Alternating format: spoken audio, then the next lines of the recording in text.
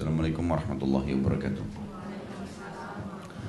Alhamdulillah, puji dan puja kehadirat Allah Subhanahu wa taala atas segala nikmat yang Dia telah berikan kepada kita, karena memang Dia satu-satunya zat yang paling berhak untuk dipuji, dan Dia satu-satunya yang menciptakan segala sesuatunya tanpa sekutu bersamanya. Dan juga kita panjatkan salam hormat kita kepada manusia terbaik, pimpinan para nabi dan rasul, dan juga Allah Subhanahu wa taala dan malaikatnya telah mengucapkan kalimat salam kepadanya, Nabi Muhammad sallallahu alaihi wasallam. Kemudian kita lanjutkan pembatalan keislaman atau keimanan dalam kitab Nawaqidul Iman, dan pagi ini semoga Allah berkahi kita masuk ke pembahasan kedua. Hal-hal yang membatalkan iman yang bersifat qauliyah. Ibu, jangan berantem suaranya dengan saya. Sedangkan konsentrasi aja kadang-kadang nggak paham, apalagi kalau nggak konsen. Baik, hal-hal yang membatalkan iman yang bersifat qauliyah atau ucapan dalam tauhid asma wa sifat. Kira-kira dari judul ini apa yang tidak difahami? Ada kalimat yang belum jelas? Hal-hal yang membatalkan iman yang bersifat qauliyah atau ucapan dalam tauhid asma wa sifat. Sudah jelas? Sudah? Satu jelas, yang 80 lainnya tidak jelas. Baik. Hal-hal yang membatalkan iman sudah kita katakan semua, ya. Ucapan dengan lisan, keyakinan dengan hati, dan perilaku dengan anggota tubuh. Yang bersifat ucapan. Jadi banyak orang memikirkan atau membayangkan bahwasanya ucapan tidak berpengaruh. Padahal sebenarnya kalau seseorang mengucapkan satu kalimat saja, bisa dia bilang saya murtad, na'udzubillah, maka sudah cukup untuk membuat dia keluar dari agama Islam. Atau seseorang berkata pada orang tuanya, saya tidak mau, ya. Maka ini sudah cukup membuat dia durhaka. Sama halnya dengan kalimat-kalimat yang lainnya. Makanya kalimat sangat berpengaruh, ucapan. Bukankah zikir adalah kalimat ucapan? Bukankah zikir baca Al-Quran, doa, ya, dan juga kejujuran, kata-kata yang baik, semuanya dengan kalimat dan ucapan? Maka jangan anggap remeh poin ini, karena memang ucapan sangat berpengaruh, bisa membawa pada kekufuran atau keimanan. Sama halnya orang kalau sudah murtad kemudian dia mau kembali ke Islam, dia tinggal ucapin syahadat, maka sudah cukup untuk masuk ke dalam agama Islam. Makanya pada saat kita jelaskan tentang masalah tidak bolehnya mendukung apapun yang berbau akidah dengan orang non-muslim, termasuk dengan kalimat seperti ucapan selamat Natal misalnya, seakan-akan kita mengatakan selamat Allah punya anak, itu bukan main-main. Memang berhubungan dengan masalah keyakinan. Ada toleransi yang boleh, bakti dengan orang tua non-muslim, jenguk kalau mereka sakit, dan melakukan apa saja yang agama bolehkan. Bantu orang yang susah, kemudian tetap melanjutkan silaturahim, tetap berbuat baik sama mereka, iya. Tapi kalau mendukung berhubungan dengan akidah tidak boleh. Ini sudah kita jelaskan. Karena ucapan selamat misalnya, itu adalah selamat Allah punya anak. Kemudian dikatakan dalam tauhid. Tauhid itu artinya pengesaan. Tauhid adalah pengesaan. Dan ini asas daripada agama kita, mengesahkan Allah dalam segala hal. Kalau pasal atau bahasan kita yang lalu, hal-hal yang membatalkan keimanan dari tauhid rububiyah, tentang masalah pengesahan Allah dalam penciptaan. Tidak ada sama sekali, ya, yang menciptakan apapun kelihatan tidak kelihatan di langit ini, di bumi dan di langit, di alam semesta ini, kecuali Allah. Nah ini kalau ada orang yang membatalkan itu dengan lisannya, memungkiri salah satu saja dari makhluk yang ada di alam semesta ini bukan ciptaan Allah, sudah cukup membuat dia kufur. Sekarang kita masuk ke tauhid asma wa sifat. Al-asma jamak daripada isim, yang berarti nama-nama. Wa itu adalah dan. As-sifat jamak daripada sifat, ya. Allah Subhanahu wa ta'ala punya nama-nama dan punya sifat-sifat, sebagaimana Ia dengan kemahabesarannya dan kemahasempurnaannya menciptakan makhluknya juga punya nama-nama dan sifat dengan segala macam bahasa.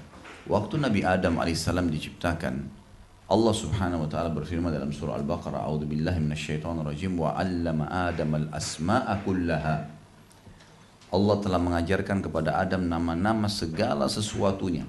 Kata ulama tafsir, Allah sudah mengajar Adam alaihissalam untuk mengajarkan semua bahasa yang akan dipakai di muka bumi, bahasa Indonesia kah, bahasa daerah kah, bahasa Arab kah, bahasa Inggris kah, semua sudah dikuasai oleh Adam alaihissalam spontan pada saat itu dengan segala macam grammarnya, gitu kan, kerumitan bahasa itu, bahasa hewan-hewan, nama-nama manusia itu semua, nama-nama hewan, kemudian juga bahasa jin dan nama-nama jin itu, tumbuh-tumbuhan, segala sesuatunya, tanah, jenis tanah, udara, ya. Kemudian awan, apa nama-nama malaikat, segala sesuatunya Allah mengajarkan kepada Adam alaihissalam.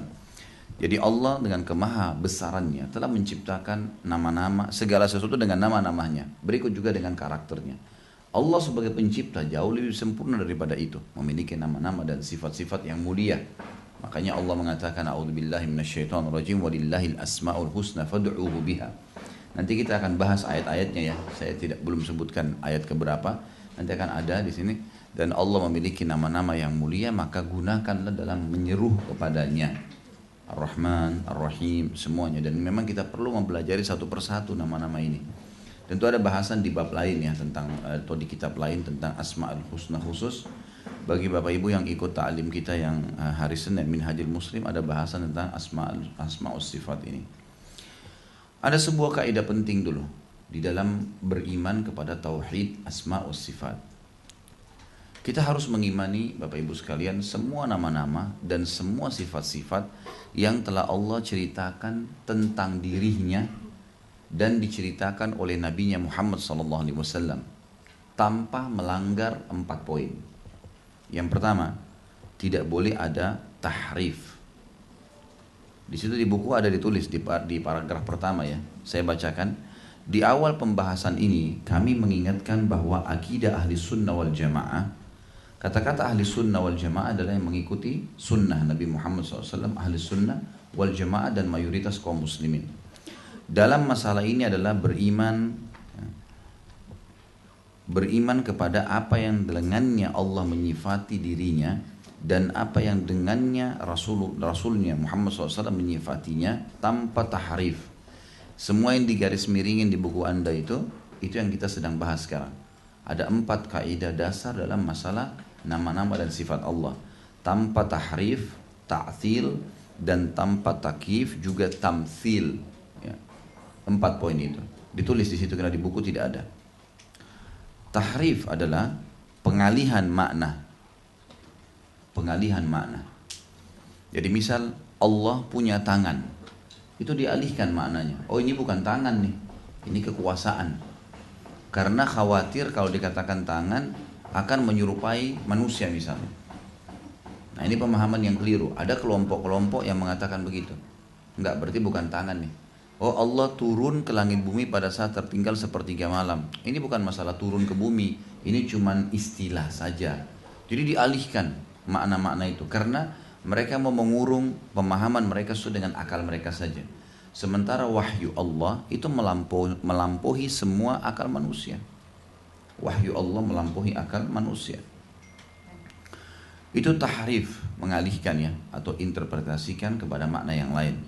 Ta'til itu membatalkan, menolak. Ta'til artinya menolak. Tidak ada nama-nama dan sifat Allah secara mutlak kita. Kemudian dan tanpa takyif. Takyif itu menanyakan bagaimananya. Kaifiyah itu artinya bagaimananya, gitu kan. Seperti misalnya Allah bersemayam di atas arsy-Nya. Tidak boleh orang bertanya bagaimana Allah bersemayam.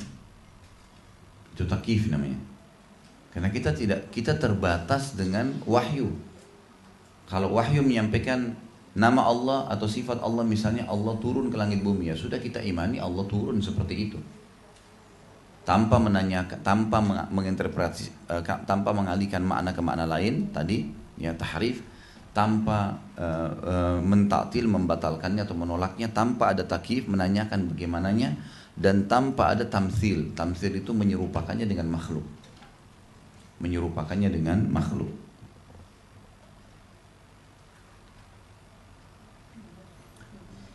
Dikatakan di sini dalam paragraf yang kedua, ahli sunnah wal jamaah dalam bab ini bersikap tengah di antara al-mu'attilah. Al-mu'attilah dalam kurung ada ditulis itu yang mengingkari sifat Allah. Dan al-mumatsilah, golongan yang menetapkan sifat-sifat Allah tapi menyerupakannya dengan sifat-sifat makhluk. Mereka ahli sunnah tidak menyamakan sifat-sifat Allah dengan sifat-sifat makhluknya, sebagaimana mereka tidak menyamakan zat Allah dengan zat makhluknya. Mereka tidak menafikan dari Allah apa yang dengannya dia Allah menyifati dirinya dan Rasulnya SAW menyifatinya dengannya, sehingga mereka mentaktil atau mengingkari nama-nama dan sifat-sifatnya. Imam Ahmad berkata tentang masalah kita harus mengimani nama-nama dan sifat Allah seperti apa yang tertulis. Allah punya tangan, ya Allah punya tangan. Allah punya kaki, ya Allah punya kaki. Tapi kita memiliki 4 kaidah dasar. Tidak boleh kita alihkan ke makna lain. Tadi tahrif, tidak boleh kita juga mentaktil, menolak itu. Tidak boleh juga kita takyif, menanyakan bagaimananya, dan tidak boleh tamtsil, mengalihkan menyerupahkan dengan makhluk. Jadi Allah punya nama-nama dan sifat sebagaimana layak dia sebagai pencipta. Nanti akan lebih jelasnya. Imam Ahmad berkata, seseorang wajib beriman dan menerimanya. Seperti hadis-hadis ru'yah misalnya. Kaum mukmin akan melihat Allah di hari kiamat nanti. Seperti misalnya sabda Nabi SAW, kalian akan melihat pertama kali Tuhan kalian ya, pada hari kiamat di mahsyar, seperti bulan purnama yang sangat terang, seperti bulan purnama di malam Lailatul Qadar. Jadi bulan yang sangat terang, tapi masih dalam bentuk cahaya. Juga dalam hadis yang sahih di mana Nabi SAW mengatakan nanti kalau ahli surga sudah masuk ke dalam surga semuanya, termasuk penghuni surga yang dari neraka, keluar semua. Di neraka tinggal orang yang kekal, orang munafik, orang kafir, dan orang musyrik. Maka yang masuk ke dalam surga semua orang beriman, walaupun sudah punya dosanya yang sudah dibersihkan masuk. Nanti Allah Subhanahu Wa Taala akan mengumpulkan semuanya ahli surga dan berkata kepada mereka, apakah kalian sudah puas dengan apa yang aku berikan? Maka mereka serentak mengatakan, nikmat apa lagi ya Allah yang kami inginkan setelah Engkau menyelamatkan kami dari neraka dan Engkau masukkan kami ke dalam surga. Lalu dalam hadis ini dikatakan Allah Subhanahu Wa Taala mengangkat hijabnya. Maka pertama kali seluruh makhluk pada saat itu yang di surga melihat Allah Subhanahu Wa Taala. Dan ini hanya penghuni surga yang melihatnya. Penghuni neraka tidak akan melihat Allah Subhanahu Wa Taala. Hadis ini menjelaskan kepada kita kalau Allah dilihat, kita akan melihatnya. Di dunia tidak dilihat, tapi di akhirat kita akan melihatnya. Kata Imam Ahmad, seseorang wajib beriman dan menerimanya. Seperti hadis-hadis ru'yah tadi. Kaum mukmin akan melihat Allah. Semuanya walaupun ditolak oleh telinga, terasa asing oleh pendengar, dia harus beriman kepadanya. Hendaknya dia tidak menolak satu huruf pun darinya. Atau hadis-hadis ma'thur. Ma'thur itu yang tertulis, yang ternukil kepada kita. Hadis-hadis ma'thur lainnya yang diriwayatkan dari rawi-rawi yang thiqah. Thiqah artinya terpercaya. Jangan engah sedikit ya. Ini soalnya ada yang tidak jelas di situ langsung ditulis. Sudah? Diikutin kan ini? Baik. Saya pastikan. Siapa tahu ada yang mengkhayal. Ini khusus pelajaran hari Jumat, ini pelajaran berbobot nih. Harus betul-betul hadir pikirannya kalau mau. Sudah jelas tadi ya. Jadi hadis-hadis yang ma'thur, hadis-hadis yang ternukil kepada kita dan yang diriwayatkan dari rawi-rawi yang thiqah. Thiqah artinya terpercaya. Ibnu Qayyim rahimahullah berkata, seorang hamba tidak akan kokoh dalam ma'rifah. Ma'rifah artinya mengenal Allah. Ikutin ya. Ibnu Qayyim berkata, seorang hamba tidak akan kokoh dalam ma'rifah. Maksudnya ma'rifah itu mengenal Allah, bahkan dalam iman sehingga dia beriman kepada sifat-sifat Rabb Azza wa Jal. Sampai dia beriman bahwasanya Allah punya nama-nama dan sifat-sifat. Dia mengetahuinya dengan pengetahuan yang mengeluarkannya dari lingkaran kebodohan terhadap Rabb-nya. Iman kepada sifat-sifat dan mengetahuinya adalah dasar Islam. Kaidah iman dan buah dari pohon ihsan. Jadi mengimani Allah punya nama-nama dan sifat itu adalah puncak daripada keimanan seseorang hamba. Karena kalau Bapak Ibu tidak tahu tentang masalah rububiyah, kan pernah juga kita jelasin di Minhajul Muslim ada 3 hal berhubungan dengan Allah Azza wa Jalla. Ada namanya tauhid rububiyah, mengisahkan Allah dari sisi penciptaan. Jadi apapun yang Bapak Ibu bisa lihat dan tidak lihat di alam semesta, Allah yang penciptanya. Itu namanya esa rububiyah, tauhid rububiyah. Pengisahan Allah dari sisi penciptaan. Ada namanya tauhid uluhiyah. Yang kedua, pengisahan Allah dari sisi penyembahan.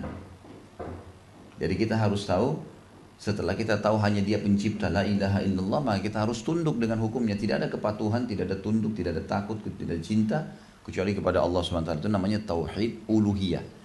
Yang ketiga, tauhid asma'us sifat, mengisahkan Allah dari nama-nama dan sifat-sifatnya. Nah, ini yang sedang kita bahas sekarang.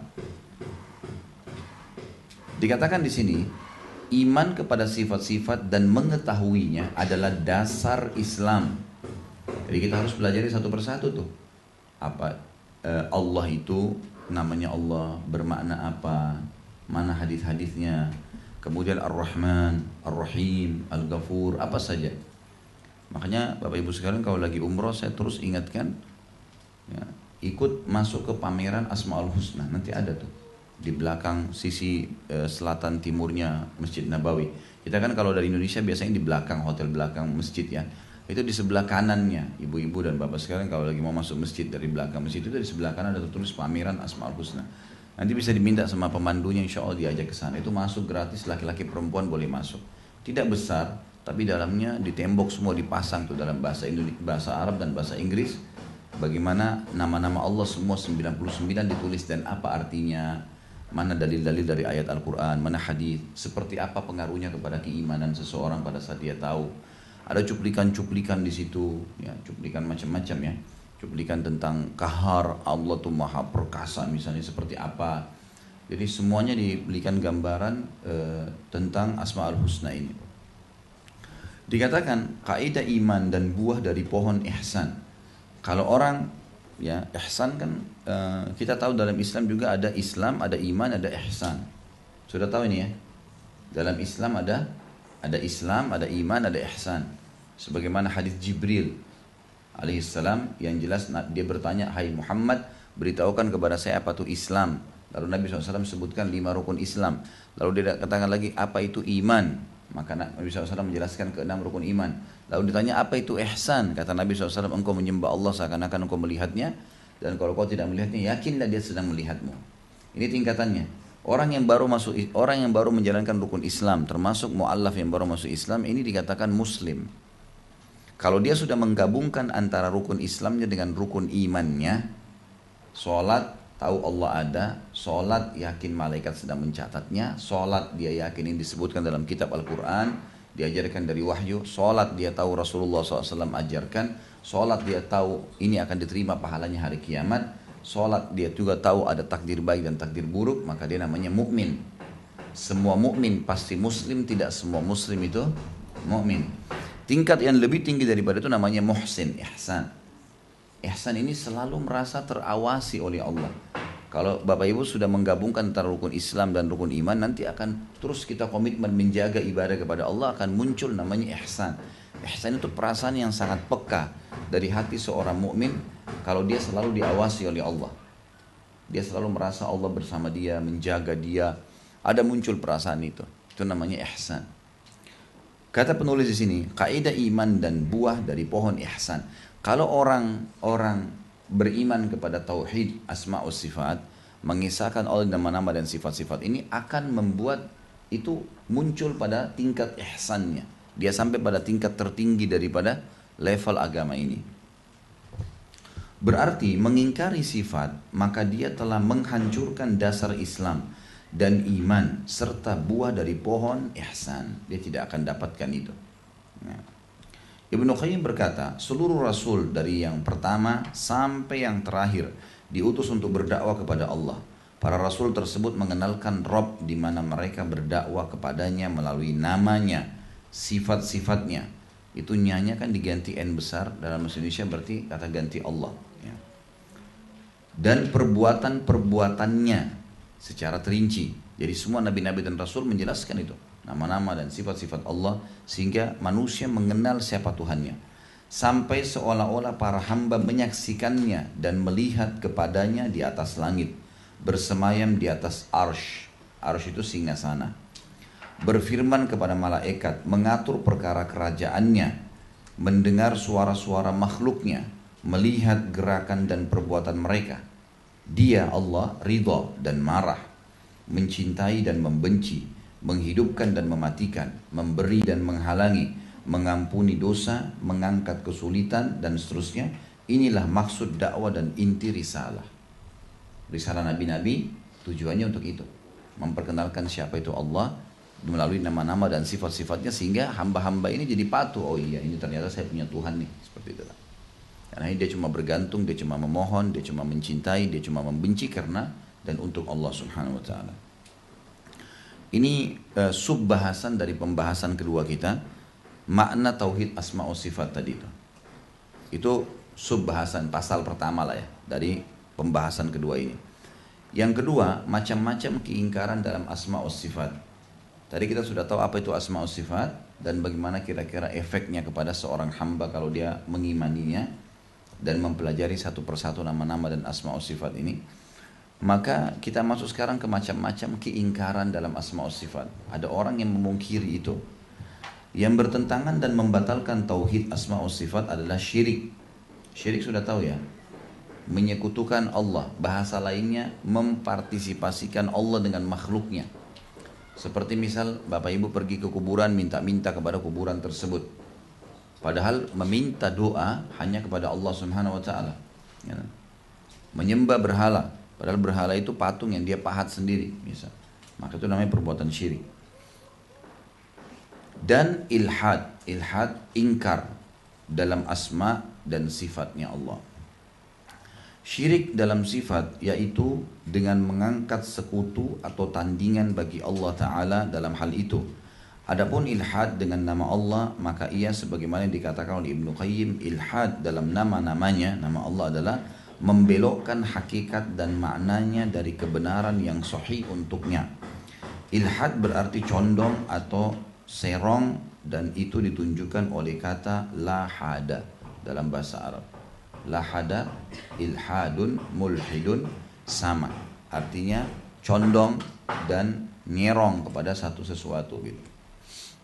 Ilhad atau pengingkaran dengan nama-nama Allah Ta'ala bermacam-macam. Yang pertama, menamakan berhala dengannya seperti mereka menamakan Lat dari Al-Ilah dan Uzza dari Al-Aziz.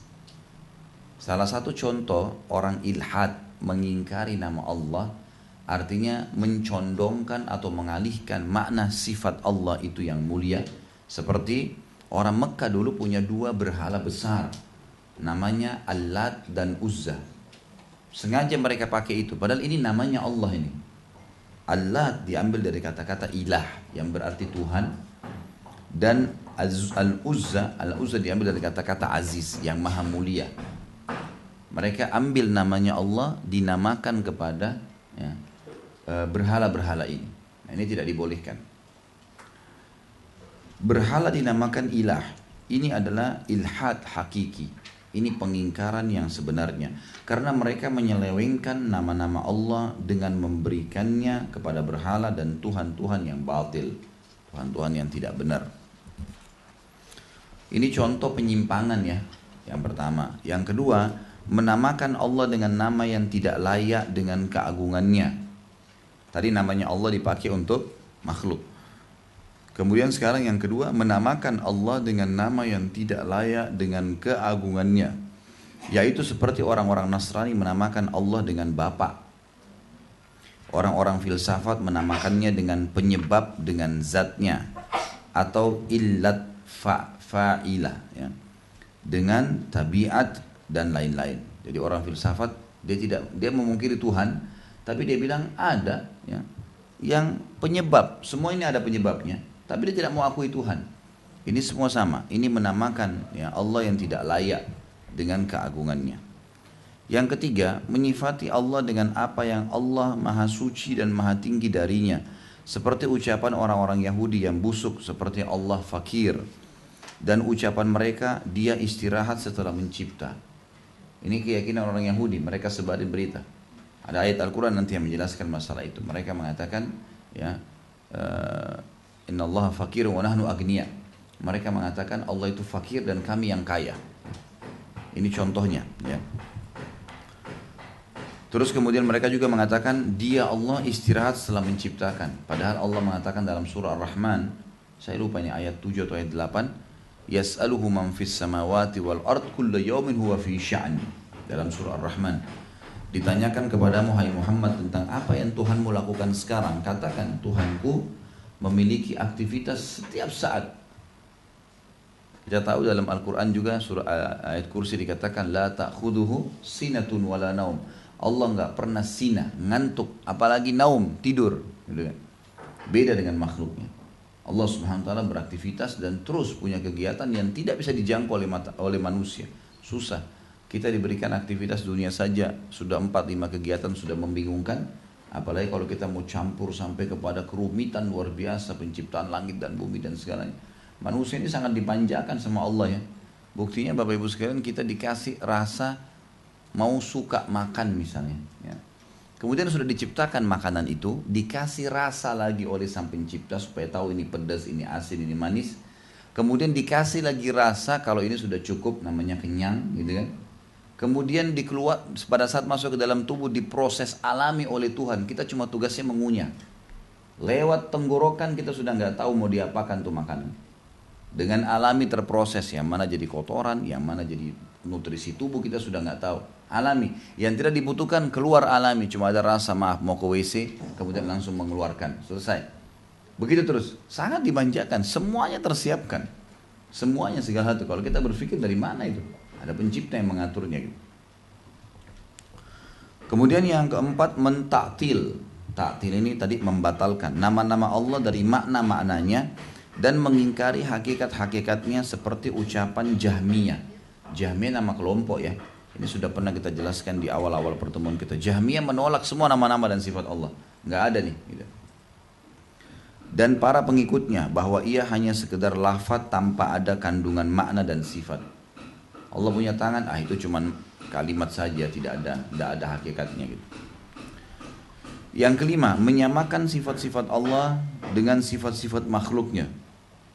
Maha tinggi Allah dari apa yang dikatakan oleh ahli tashbih atau al-musyabbihah. Bisa dilihat di situ ada footnote nomor 1, itu diambil dari buku Bada'il Fawaid, ya. Itu secara ringkas tentunya. Ini ada banyak penjelasan gitu. Jadi kalau kita mau menisbatkan diri kepada Allah harus ada penghambaan. Makanya nama-nama dalam Islam kan ada Abdullah, Abdurrahman, gitu kan. Tidak boleh orang dinamakan Ar-Rahman. Dia cuma boleh dinisbatkan secara penghambaan. Abdul Ghafur, Abdul Syakur. Beda kalau panggilan biasa. Ulama mengatakan kalau panggilan biasa kemudian dihilangkan alif lamnya menjadi sifat umum saja seperti misalnya Ar-Rahman, Abdurrahman, ya. Terus dipanggil Rahman saja, bolehkah? Boleh. Karena alif lamnya dihilangkan. Alif lam ini sebenarnya penekanan kalau itu sifatnya Allah. Makanya dikatakan Abdurrahman. Tentu lebih aman, lebih baik kalau kita memanggil lengkap. Kalau ibu-ibu dan bapak sekalian punya anak namanya Abdurrahman, panggil Abdurrahman dari kecil. Memang dipanggil, dibiasakan Abdurrahman, Abdurrahman, memang Abdullah dipanggil, Abdul Syakur, Abdul Ghafur, memang dipanggil lengkap. Kalau kita sudah namanya Abdullah, misalnya Abdurrahman, diringkas jadi Rahman, kadang-kadang Man, gitu kan. Kadang-kadang sudah namanya Abdurrahman bagus, ternyata nama lain didatangkan, ya. Nama yang buruk, tidak tahu apa panggilan dari kecil, gitu kan. Rata-rata teman-teman yang bantu saya sekarang di restoran begitu, namanya bagus-bagus untuk saya lihat KTP-nya gitu. Atau begitu dipanggil namanya saling panggil sama temannya nggak jelas artinya apa. Kadang-kadang penghinaan malah. Ini nggak boleh nih, ya, maksudnya. Yang ketiga, makna mengingkari sifat. Seperti apa sih maksudnya mengingkari sifatnya Allah itu? Kami akan mengambil satu contoh dari apa yang membatalkan iman yang bersifat ucapan dalam tauhid asma wa sifat, yaitu mengingkari sesuatu nama atau sifat Allah Ta'ala. Ingkar berarti tidak mengakui, sebagaimana kebodohan adalah lawan mengetahui. Asal maknanya adalah menyusupnya sesuatu ke dalam hati yang tidak dapat dibayangkan. Kalau orang yang ingkar itu adalah masuknya sesuatu dalam hati yang membuat akhirnya dia tidak mau membayangkan atau tidak mau meyakininya. Kufur terhadap sifat Allah adalah mengingkari yang sahih, yang benar darinya, seperti dia mengetahui atau melakukan ilhad padanya dengan mentahrifnya, mengalihkan maknanya, dan dari maksudnya tanpa syubhat yang dengannya ia dapat dimaklumi. Syubhat adalah samar-samar. Kalau ada orang berbicara karena tidak ada ilmunya atau tidak ada sesuatu syubhat, misal datang kepada dia dua pendapat yang berhubungan dengan nama-nama dan sifat Allah, maka dia masih belum tahu memilih yang mana, itu lain. Itu artinya masih ada syubhat yang mungkin masih bisa dijadikan udzur. Tapi kalau orang menolak tanpa ilmu, apalagi kalau sudah tahu malah dia menolak, ini sudah jelas sampai pada pembatalan keislaman. Ini menegaskan pentingnya memperhatikan kaidah-kaidah takfir. Ini sudah kita jelaskan di awal, takfir mengkafirkan orang. Awal pembukaan buku ini panjang lebar kita jelaskan 2 pertemuan kalau nggak salah, khusus masalah bagaimana kita memvonis seseorang itu kafir. Kapan, ciri-cirinya seperti apa. Ya. Harus betul-betul kesimpulannya adalah berdiri padanya hujjah, argumentasi ada. Jadi kalau orang itu misalnya mengolok-olok, dan dia mengolok-olok ini dalam arti kata mengatakan Allah itu begini, saya gampang, nanti aja kalau saya sudah mau baru saya beriman, dan seterusnya. Ini dilihat kalau sudah sampai kepadanya argumentasi, dia tahu, ada yang ingatkan, ada yang luruskan dengan benar, tetap dia katakan kufur. Tapi kalau tidak maka tidak kufur, ya, karena dia belum tahu gitu. Saya ulangi di sini dikatakan ia menegaskan pentingnya memperhatikan kaidah-kaidah takfir yang telah kami paparkan pada pendahuluan. Oleh karena itu kita melihat para ulama mengisyaratkan kaidah-kaidah tersebut. Al-Qadhi Iyad ini salah satu ulama tabi'in. Dalam satu kesempatan berkata, adapun orang yang menisbatkan kepada Allah ya, sesuatu yang tidak layak dengannya, bukan dalam konteks mencaci dan murtad, serta bukan karena kekufuran, akan tetapi dalam konteks takwil, ijtihad itu upaya mencari kebenaran, dan keliru yang menyeret kepada hawa nafsu dan bid'ah dalam bentuk tashbih, menyerupakan Allah dengan makhluknya, atau sifat dengan jariha anggota tubuh ya, atau menafikan sifat kesempurnaan. Maksudnya tadi jariha itu mengatakan tangan Allah seperti tangan manusia misalnya, maka ini juga tertolak. Karena memang Allah SWT menciptakan tangan makhluknya berbeda-beda. Setiap hewan beda-beda, manusia juga beda. Kita juga belum pernah lihat jin, mungkin berbeda gitu kan. Malaikat berbeda. Allah SWT menciptakan dengan kemahasempurnaannya, berarti Allah jauh lebih sempurna daripada itu gitu. Atau menafikan sifat kesempurnaan, maka para salaf dan khalaf. Salaf artinya orang terdahulu dari sahabat dan tabi'in. Khalaf adalah orang yang mengikuti mereka setelah mereka meninggal. Itu istilah salaf dan khalaf. Berselisih tentang apakah orang yang mengucapkannya dan meyakininya dikafirkan atau tidak. Di tempat lain dalam buku yang sama, adapun orang yang menafikan salah satu sifat dzatiyah. Dzatiyah artinya fisiknya Allah, kayak tangan, mata, ya, itu semua, pendengaran, ya, semuanya. Adapun orang yang menafikan salah satu sifat dzatiyah bagi Allah yang mengingkarinya dalam hal, adapun orang yang menafikan salah satu sifat dzatiyah bagi Allah atau mengingkarinya dalam hal tersebut, dia mengetahui seperti ucapannya, bukan alim yang mengetahui, bukan qadir yang berkuasa, bukan murid yang ingin, bukan mutakallim yang berbicara, dan sifat-sifat kesempurnaan yang wajib lainnya. Maka para imam kami telah menyatakan adanya ijma', kesepakatan atas kekufuran orang yang menafikan penyifatan dengannya dari Allah Ta'ala dan membebaskannya darinya. Jadi maksud di sini adalah orang-orang memang jelas kekufurannya pada saat dia pungkiri mutlak nama-nama dan sifat-sifat itu. Itu kesimpulan dari apa yang kita baca tadi. Itu 3 poin ya. Makna mengingkari sifat. Seperti apa sih maksudnya mengingkari sifat Allah? Sudah kita jelaskan tadi. Yang keempat, hal-hal yang menyebabkan mengingkari nama dan sifat Allah Ta'ala membatalkan iman. Kok bisa sampai pada tingkat keimanan? Kalau orang bilang Allah nggak punya tangan, Allah itu nggak turun, itu cuma sekedar simbolik saja, atau dialihkan maknanya. Bagaimana bisa kita katakan membatalkan keimanannya? Ini bahasan kita poin keempat. Mengingkari suatu nama atau sifat Allah Ta'ala dikategorikan sebagai kufur dan membatalkan iman karena beberapa segi berikut ini. Yang pertama, pengingkaran ini bagi orang yang mengetahui nas-nas di atas ayat-ayat Al-Quran, termasuk juga mendustakan nas-nas Al-Quran dan As-Sunnah, dan menepis berita yang sahih yang menetapkan nama-nama dan sifat-sifat tersebut. Ucapan para ulama dalam menetapkan perkara ini sangat banyak. Abu Hanifah misalnya rahimahullah. Abu Hanifah salah satu dari 4 imam madhab ya. Ada di bukunya Bapak Ibu di footnote nomor 1. Namanya An-Nu'man bin Thabit Al-Kufi At-Taimi. Ya, dengan wala. Imam madhab Hanafi. Faqih, mujtahid. Orang yang faham fikih. Dia orang yang berusaha, ya mujtahid itu. Tumbuh di Kufa, menolak jabatan peradilan, memiliki sejumlah karya tulis, wafat tahun 150 Hijriah di Baghdad. Ya. Ini tentang biografi ringkasnya Abu Hanifah. Abu Hanifah pernah ditanya tentang orang yang berkata, aku tidak mengetahui Robku, dia di langit atau di bumi. Maka Abu Hanifah menjawab, dia telah kafir karena Allah Ta'ala berfirman di dalam Al-Quran surah Thaha ayat 5, A'udzubillahi minasyaitonirrajim, Ar-Rahmanu 'alal 'arsy istawa. Tuhan yang Maha Pemurah bersemayam di atas arsy-Nya, dan arsy-Nya di atas langit. Jadi kalau ada orang bilang saya tidak tahu di mana Allah itu, sementara Allah sudah mengatakan dan sudah sampai kepada dia nas, sampai kepada dia ayat.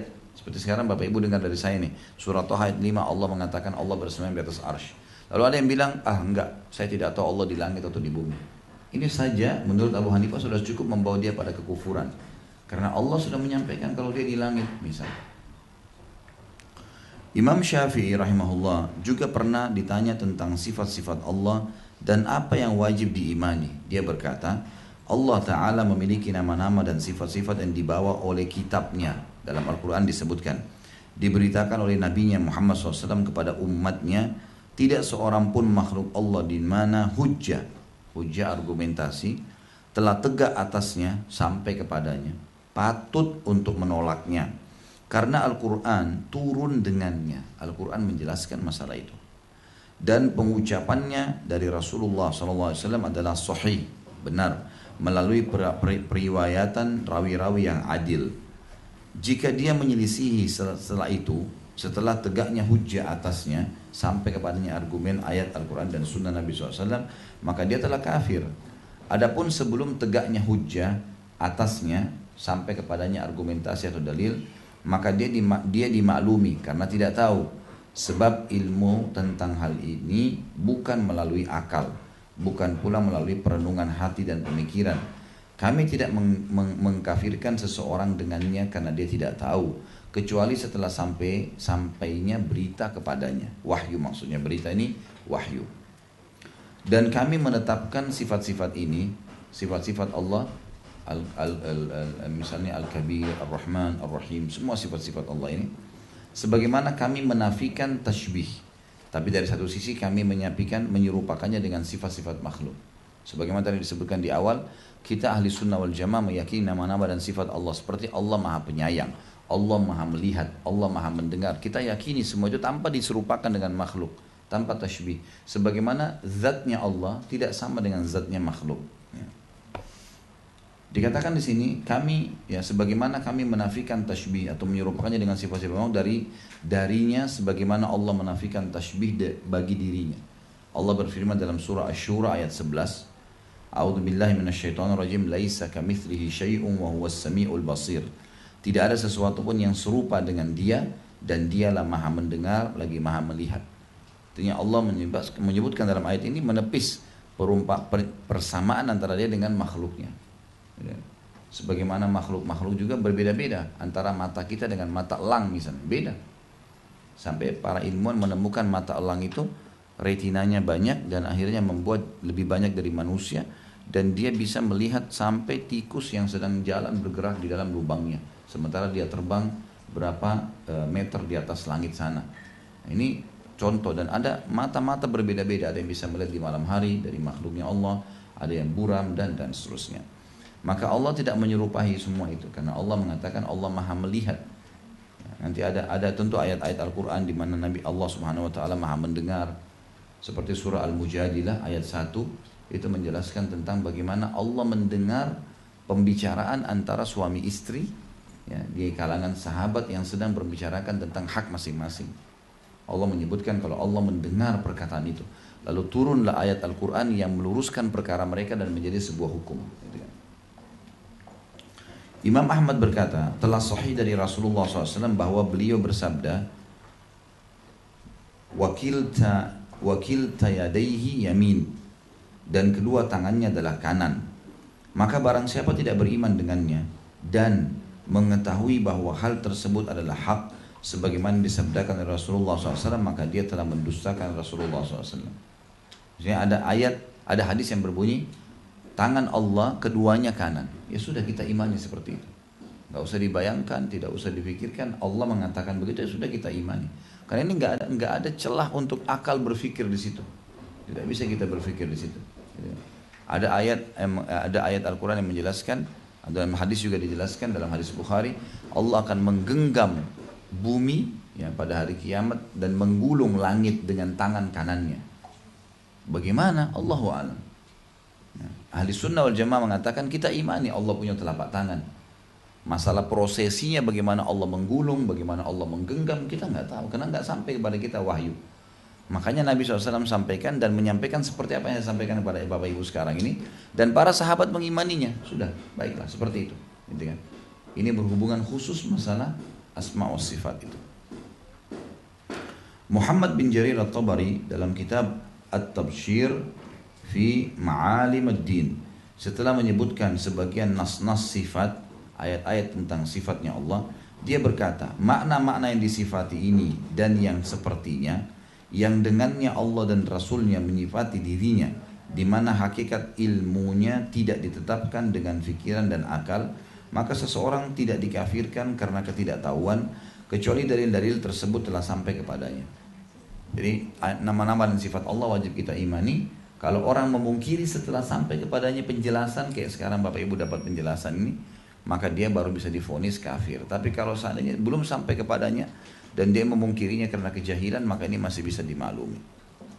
Utsman bin Sa'id Ad-Darimi rahimahullah berkata, kami mengkafirkan Jahmiyah. Jahmiyah adalah kelompok yang menolak semua sifat dan nama Allah. Nggak ada. Allah turun, Allah melihat, Allah mendengar, itu nggak ada. Itu cuma simbolik dalam ayat Al-Quran. Itu namanya Jahmiyah. Kami mengkafirkan Jahmiyah karena kekufuran yang masyhur, yaitu pendustaan mereka kepada nas Al-Quran. Allah yang maha suci dan maha tinggi telah mengabarkan bahwa Al-Quran adalah kalamnya, firmannya. Sementara Jahmiyah berpendapat bahwa Al-Quran adalah makhluknya. Allah yang maha suci dan maha tinggi mengabarkan bahwa dia berbicara kepada Musa. Sementara Jahmiyah berpendapat bahwa Allah tidak berbicara sendiri kepada Musa. Allah yang maha suci dan maha tinggi berfirman, surah Al-Ma'idah ayat 64, bal yadahu mabsutatani yunfiku kaifa yasha. Ya, kata Allah SWT, dan kedua tangan Allah terbuka, dia menafkahkan sebagaimana dia kehendaki, dia memberikan kepada siapapun yang dia kehendaki. Sementara Jahmiyah berkata, Allah tidak memiliki tangan dan Allah tidak menciptakan Adam dengan tangannya. Kedua tangan Allah dalam ayat ini adalah nikmat Allah dan dua rezekinya. Jadi mereka alihkan maknanya. Mereka Jahmiyah mengklaim di hadapan Allah dengan klaim yang lebih buruk daripada klaim orang-orang Yahudi. Orang-orang Yahudi berkata tangan Allah terbelenggu, dan orang-orang Jahmiyah berkata tangan Allah adalah makhluk, karena nikmat dan rezeki adalah makhluk tanpa ada keraguan padanya. Dan hal ini mustahil dalam ucapan orang-orang Arab, lebih-lebih lagi kalau dalam lebih-lebih itu adalah kekufuran. Jadi kalau misal Allah Subhanahu wa taala menyebutkan tentang Allah punya tangan, ya sudah Allah punya tangan. Ada orang mengalihkan makna, ada orang juga menghina Allah, seperti Yahudi mengatakan tangan Allah itu terbelenggu. Jadi tidak ada hubungannya sama sekali dengan statement mereka ini dan tidak punya argumen. Harusnya kita yakini seperti apa adanya. Ibnu Abbas As-Siraj, ini ada footnote tentu menjelaskan siapa beliau, ya. Abul Abbas As-Siraj, maaf. Muhammad bin Ishaq Ats-Tsaqafi dengan wala, ya, dari An-Naisaburi, imam, hafid, muhaddits, ya. seorang yang bisa dipercaya, ya, seorang pimpinan umat, menghafal hadis dan juga dia sendiri ahli hadis. Gitu. Beliau berkata, Abu Abbas As-Siraj, barang siapa tidak mengakui bahwa Allah takjub, tertawa dan turun setiap malam ke langit yang dekat, lalu dia berfirman, man yas'aluni fa'utiyah, barang siapa yang meminta atau memohon kepadaku, niscaya aku memberinya, maka dia zindik dan kafir. Zindik adalah orang yang berbuat kesalahan besar, itu istilah zindik. Dan dia harus dituntut untuk bertaubat. Jika dia bertaubat, maka itulah yang semestinya. Tapi jika tidak mau taubat, maka dipenggallah lehernya. Dia tidak disolati dan tidak dimakamkan di kuburan kaum muslimin. Makna daripada di sini, barang siapa yang tidak mengakui bahwasanya Allah takjub. Jadi ada hadis begini, Inna Allah yu'jibu min syabin laisa lahu sabwah. Allah itu takjub dan kagum dengan anak muda yang tidak mengikuti hawa nafsunya. Ada sifat takjub, gitu kan? Nah ini kita imani sebagaimana datangnya begitu. Allah takjub.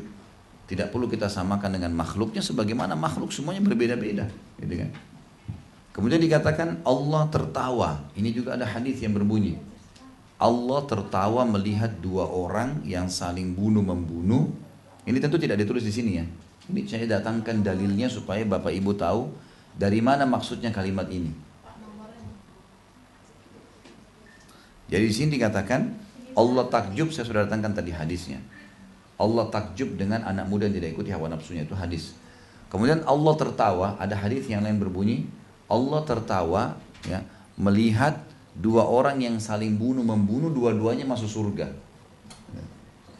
Bagaimana kejadiannya? Para sahabat tanya, bagaimana ya Rasulullah? Kok bisa dua orang saling bunuh-membunuh, dua-dua masuk surga?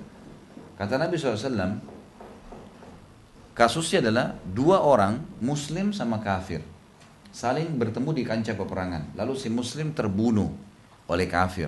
Syahidlah dia, masuk surga, orang mati syahid. Kemudian berjalan waktu, si kafir tadi yang membunuh si muslim mendapatkan hidayah, masuk Islam. Lalu dia ikut juga berjihad, dia juga dibunuh oleh orang kafir yang lain. Maka Allah tertawa melihat dua orang ini. Yang pertama dibunuh tadi oleh orang kafir sehingga dia syahid. Lalu orang kafir yang membunuhnya masuk Islam, lalu ikut juga perang, dia juga dibunuh oleh orang kafir yang lain. Sehingga dua-duanya masuk ke dalam surga. Tapi saksi bahasan kita, Allah tertawa, gitu kan? Ada sifat ini. Nah, kita imani sebagaimana tersebutkan. Ya. Kemudian juga dikatakan di sini, dan Allah turun di langit bumi. Ini yang hadis sudah masyhur dalam salat malam. Lalu dia berbicara. Dia mengatakan kepada ya, malaikatnya, siapa yang meminta maka saya akan memberinya. Ini harus diimani. Maaf, ada Honda Jazz warna putih, tolong dipindahkan. Platnya B1898 NVD. Jazz warna apa nih? Putih ya? Jazz warna putih, tolong.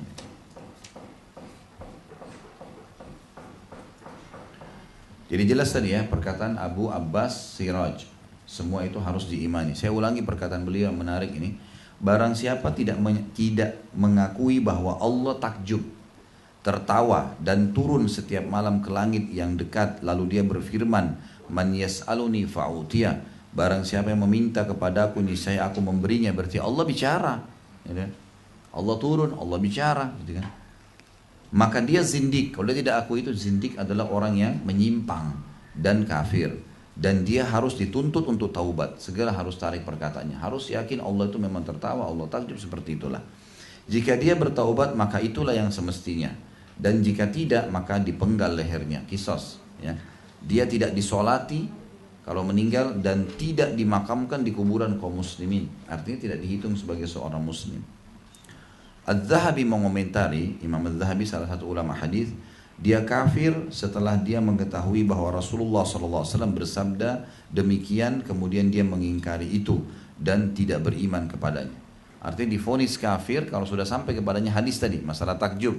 Allah takjub dengan anak muda yang tidak mengikuti hawa nafsunya, tertawa tentang dua orang yang saling bunuh-membunuh. Sudah sampai kepada dia hadis, tapi dia pungkiri. Nah ini sudah kufur, nggak boleh dia pungkiri.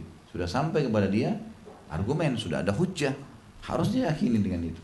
Seperti itulah. Makanya orang beriman artinya orang yang patuh dan meyakini apapun yang disampaikan oleh Allah Subhanahu wa taala dan Rasulnya Muhammad sallallahu alaihi wasallam. Al-Ajuri berkata, di antara perkara yang dijelaskan oleh Nabi sallallahu alaihi wasallam kepada umatnya adalah bahwa beliau bersabda dalam beberapa hadis, sesungguhnya kalian akan melihat Rabb kalian Allah Ta'ala. Ya, ini bisa dilihat di buku nomor 1 hadis Bukhari tentunya. Hadis ini diriwayatkan oleh beberapa orang sahabat, ya, sahabat Nabi SAW. Diterima para ulama dengan baik sebagaimana mereka menerima dari para sahabat ilmu tentang tahara. Tahu tahara ya? Bab kesucian menggunakan air. Itu kan dalam fikih ya. Jadi maksudnya para sahabat ini menerima tentang kalian akan melihat Tuhan kalian, sifat Allah melihat nanti di hari kiamat. Sebagaimana sahabat menerima tentang bab tahara, bab solat, bab zakat, bab puasa, bab haji, bab jihad, ilmu tentang halal dan haram. Mereka juga menerima dari para sahabat berita-berita bahwa orang-orang mukmin akan melihat Allah Ta'ala dan mereka tidak meragukan itu. Kemudian mereka berkata, barang siapa yang menolak berita-berita ini maka dia telah kafir. Jadi jelas penyampaian Nabi SAW, Allah punya tangan, Allah turun, Allah akan dilihat, Allah takjub, Allah tertawa. Semua nama-nama sifat harus kita imani. Sebagaimana kita imani, sholat diperintahkan, puasa diperintahkan, haji diperintahkan, seperti itu. Ibnu Qudam al-Maqdisi rahimahullah berkata, mengingkari istiwa atau bersemayamnya Allah di atas arsh adalah kufur, karena ia merupakan penolakan terhadap berita Allah dan kekufuran terhadap kalam Allah. Ya. Barang siapa kafir kepada satu huruf yang disepakati, maka dia kafir. Lalu bagaimana dengan orang yang kafir kepada 7 ayat tentang istiwa dan menolak berita Allah yang tercantum di 7 tempat dalam kitabnya? Jadi ada orang yang mengatakan thumma stawa 'alal arsh, lalu Allah bersemayam di atas singgasananya. Mereka pungkirin itu. Ini nggak mungkin Allah bersemayam, karena bersemayam itu dirincikan. Bersemayam itu artinya adalah orang, ya kalau manusia dari luar singgasana naik ke singgasana, gitu kan? Jadi mereka menghubungkan dengan makhluk, sehingga akhirnya mereka menolak. Ada yang menolak yang mengatakan tidak mungkin Allah seperti makhluknya misalnya. Maka mereka menolaknya karena takut khawatir mentashbihkan, menyerupakan dengan makhluk. Ada juga yang mengatakan ini cuma istilah, nggak ada Allah itu bersemayam. Jadi penolakan-penolakan semua terjadi. Ahli sunnah wal jamaah mengatakan Allah bersemayam sebagaimana layaknya dia sebagai pencipta bersemayam. Tidak perlu kita tanyakan bagaimananya. Ibnu Taimiyah berkata, yang benar ketidaktahuan terhadap sebagian nama-nama dan sifat-sifat Allah bukan merupakan kekufuran jika yang bersangkutan mengakui apa yang dibawa oleh Rasulullah SAW dan belum sampai kepadanya keterangan yang membuatnya tahu apa yang dia tidak ketahui dalam bentuk yang membuatnya kafir jika dia tidak tahu. Seperti halnya hadis yang meminta keluarganya agar membakarnya kemudian menaburkan abunya. Ya. Tahu hadis ini? Jadi ada bunyinya seseorang dari Bani Israel dulu, dia meminta kepada keluarganya, dia bilang kalau saya mati, bakar tubuh saya, lalu debunya buang ke lautan, buang ke lautan. Kalau memang Allah itu ada, saya akan minta kepada Allah agar menyatukan kembali debu-debu saya nanti pada hari kiamat. Maka orang ini akan dibangkitkan hari kiamat lalu ditanya oleh Allah, kenapa kau lakukan itu? Dia bilang, ya Allah, saya melakukan itu karena saya mau lebih yakin tentang keberadaanmu. Maka Allah pun memaafkan dia. Hadisnya begitu. Kenapa dikatakan oleh penulis di sini masalah itu? Ini contoh kalau ada orang yang melakukan karena dia tidak tahu. Dia hanya belum sampai kepadanya argumen, tidak ada ilmu, lalu kemudian dia mau membuktikannya. Hanya seperti itu. Ini yang dimaksud oleh Ibnu Taimiyah. Maksudnya Ibnu Taimiyah ini yang jelas-jelas kafir itu yang sudah tahu lalu kemudian dia pungkirin. Sebagaimana saya jelaskan sebelumnya, ya ingat buku kita ini sebenarnya kalau saya mau simpulkan satu pertemuan bisa nih. Misal pembahasan pertama masalah ini ya Bu. Masalah ini misalnya Pak ya. Misal masalah pembatal keislaman dari tauhid rububiyah, memungkiri Allah sebagai pencipta atau salah satu makhluk bukan Allah ciptakan berarti sudah kafir. Cukup. Tapi di buku ini panjang lebar dijelasin sampai 10 lembar, 12 lembar. Sebab didatangkan pendapat-pendapat para ulama, argumen-argumen, alasan-alasan kenapa orang menolaknya. Ini juga asmaul sifat. Bisa saya simpulkan sebenarnya. Bapak Ibu sekalian, harus kita yakini semua nama-nama dan sifat Allah. Yang memungkirinya kafir. Titik. Kan bisa begitu. Tetapi di sini memang dijelaskan satu persatu untuk lebih menjelaskan. Menjelaskan kenapa bisa mereka dianggap kafir, apa alasannya, kemudian kenapa mereka, bagaimana caranya kalau orang itu dibedakan kafir yang mutlak karena dia sudah sampai argumen, dan orang yang belum dikatakan kafir tapi berdosa besar kalau dia belum sampai kepadanya hujjah. Nah, dia berbicara tanpa ilmu. Maksudnya nggak boleh. Ibnu Taimiyah berkata lagi, barang siapa berkata bahwa Allah tidak berbicara kepada Musa, karena Allah katakan dalam Al-Quran, wa kallamallahu Musa taklima, dan Allah berbicara secara langsung dengan Musa. Makanya julukannya Nabi Musa Kalimullah, orang yang langsung diajak bicara oleh Allah. Jadi dia dengar suaranya Allah SWT secara langsung. Ibnu Taimiyah berkata, barang siapa yang berkata bahwa Allah tidak berbicara kepada Musa, jika yang bersangkutan belum mendengar Al-Quran, maka dijelaskan kepadanya bahwa itu adalah nas Al-Quran. Itu disebut dalam Al-Quran. Gitu. Jika setelah itu dia mengingkarinya, maka dia dituntut untuk bertaubat. Jika dia bertaubat, maka itulah semestinya. Jika tidak, maka dia dibunuh. Karena dan tidak diterima darinya ucapannya jika setelah itu dia mengingkari Al-Quran. Bahkan kalau dia bermaksud, dia berkata, maksud ucapanku adalah Allah menciptakan suara di udara, lalu dia membuat Musa mendengarnya, maka ucapannya ini juga merupakan kekufuran. Ini adalah pendapat Jahmiyah yang dinyatakan kafir oleh salaf, para sahabat dan tabi'in, sesuai dengan dalil yang mereka sampaikan, di mana mereka berkata, orang-orang Jahmiyah ini dituntut untuk bertaubat. Jika mereka bertaubat, maka itulah semestinya. Jika tidak, maka dibunuh. Akan tetapi barang siapa beriman kepada Allah dan Rasulnya secara mutlak dan belum sampai kepadanya ilmu yang menyingkap kebenaran, maka dia tidak dihukumi kafir sehingga hujjah atau argumentasi di mana orang yang menyelisihinya adalah kafir tegak atasnya, sampai kepadanya argumen. Karena banyak orang keliru dalam mentakwilkan Al-Quran dan tidak banyak memahami makna-makna yang terkandung di dalam Al-Quran dan As-Sunnah. Kekeliruan dan kealpaan diangkat dari umat ini dan kekufuran hanya setelah adanya penjelasan.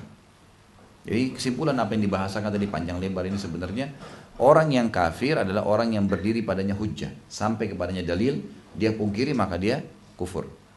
Orang yang tidak sampai kepada dia ilmu, belum tahu nas Al-Quran dan Sunnah, lalu dia pungkirin, dia mengatakan Allah nggak mungkin turun misalnya tanpa ada ilmu, ini masih diberikan uzur. Tapi berdosa dengan perkataannya karena berbicara tanpa ilmu. Itu kesimpulan dari beberapa statement tadi yang sudah kita bacakan. Dari keterangan di atas jelaslah bahwa bagi kita alasan mengapa mengingkari nama dan sifat Allah Ta'ala adalah kekufuran dan membatalkan iman, karena ia berarti mendustakan nas-nas syar'i. Jadi orang yang mengatakan Allah tidak punya nama, tidak punya sifat, itu berarti memungkiri jelas nas sharih. Ada ayat-ayat Al-Quran yang sudah jelas, ya. Tidak ada lagi keraguan di situ karena sudah jelas. Tidak perlu dijabarkan, tidak perlu dirincikan karena sudah jelas. Ada yang butuh rincian, maka itu dirincikan oleh Nabi Muhammad SAW. Ini yang pertama berhubungan dengan masalah tadi, ya. Kita di poin keempat, ya, pasal keempat, hal-hal yang menyebabkan mengingkari nama dan sifat Allah membatalkan keimanan. Yang kedua di pasal keempat, menafikan mengandung makna ilhad atau pengingkaran terhadap nama-nama Allah Ta'ala dan ta'til, pembatalan terhadap penetapan yang terinci yang wajib bagi Allah sesuai dengan keagungan dan kebesarannya. Di antara bentuk ilhad terhadap nama-nama Allah Ta'ala adalah ta'til, membatalkan. Sebagaimana hal itu dikatakan oleh Ibnu Qayyim rahimahullah ketika dia berkata menta'til atau membatalkan nama-nama Allah dari makna-maknanya dan mengingkari hakikat-hakikatnya, seperti ucapan orang-orang Jahmiyah dan para pengikutnya bahwa ia hanya lafaz-lafaz murni yang tidak mengandung makna-makna dan sifat-sifat. Mereka memberikan kepadanya nama As-Sami, maha mendengar, Al-Basir, maha melihat, Al-Hayyu, maha hidup, Ar-Rahim, maha pengasih, Al-Mutakallim, yang maha berbicara, Al-Murid, yang berkehendak. Tapi mereka berkata tidak ada hidup baginya, tidak ada pendengaran, tidak ada penglihatan, tidak ada pembicaraan, dan tidak ada keinginan atau irada. Ini termasuk ilhad terbesar. Karena ilhad tadi adalah mengalihkan maknanya atau menolaknya. Ini adalah ilhad terbesar terhadap nama-nama Allah dari segi akal, syarak, bahasa, dan fitrah. Ia bersemberangan dengan ilhad orang-orang musyrik. Karena orang-orang musyrik memberikan nama-nama Allah dan sifat-sifatnya kepada sesembahan-sesembahan mereka. Sedangkan orang-orang Jahmiyah merampas sifat-sifat kesempurnaan dari Allah, mengingkari dan mentaktilkannya. Jadi dua-duanya dianggap sampai pada tingkat kufuran. Orang-orang musyrik, tadi kita bilang misalnya orang musyrik Mekah, mereka yakin ada Allah, ya. Tapi mereka menyembah, menjadikan patung sebagai perantara dengan Allah. Lalu kemudian mereka menarik nama-nama Allah ke patung-patung itu. Maka ini berarti ya kufur di sini karena dia menyekutukan Allah dengan patung-patung tersebut dan juga menarik nama-nama Allah mulia kepada itu. Jahmiyah tidak. Mengatakan ada dalam Al-Quran As-Sami' maha mendengar, As-Sami' Basir maha melihat. Tapi Allah nggak punya pendengaran, Allah nggak punya penglihatan. Ditolak sama dia. Seperti itulah yang sedang terjadi ya. Maka di sini dikatakan keduanya merupakan ilhad dengan nama-namanya. Orang musyrik tadi yang memberikan nama-namanya kepada nama-nama Allah kepada Tuhan-Tuhan mereka berhala, dan Jahmiyah yang menisbatkan dalam Al-Quran ada Sami, ada Basir, maha mendengar, maha melihat, tapi mereka mengatakan tidak ada pendengaran dan tidak ada penglihatan gitu. Kemudian Jahmiyah dan orang-orang yang mengekor kepada mereka memiliki tingkatan berbeda-beda dalam ilhad ini.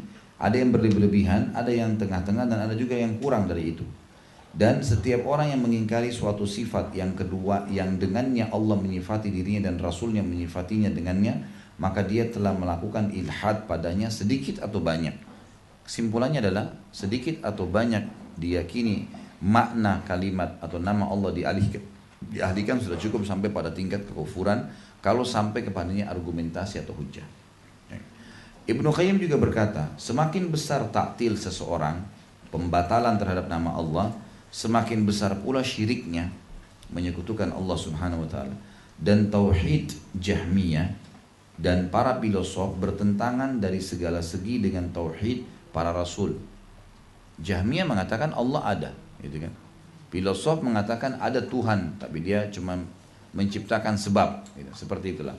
Tapi ini beda dengan tauhidnya para rasul, karena kandungannya adalah pengingkaran terhadap kehidupan Rabb, ilmu, kodrat, pendengaran, penglihatan dan kalamnya, pengingkaran terhadap wajahnya yang maha tinggi, kedua tangannya, kedatangannya, kehadirannya, kecintaannya, ridhonya, murkahnya, tertawanya dan sifat-sifat lain yang diberitakan oleh Rasulullah SAW darinya.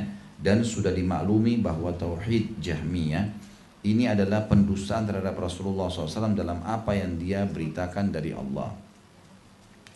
Sebagaimana ta'til, pembatalan nama-nama Allah merupakan praduga buruk kepada Allah.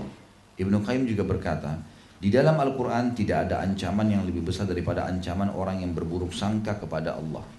Allah berfirman di dalam Al-Quran, Surah Al-Fatih ayat 6. A'udzu billahi minasyaitonir rajim.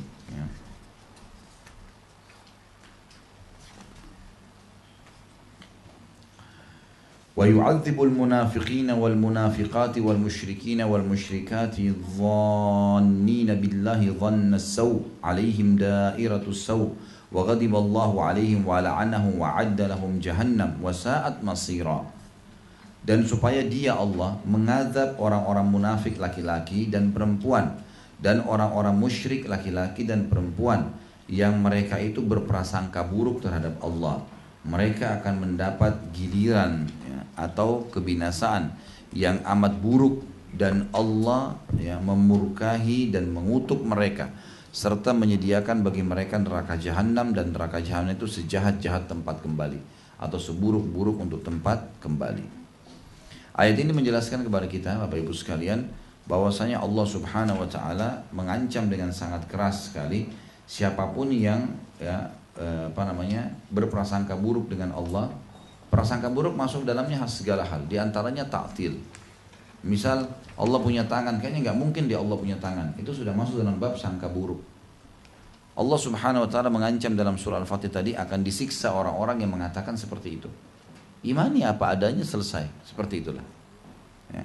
Sama halnya memprotes keputusan Allah.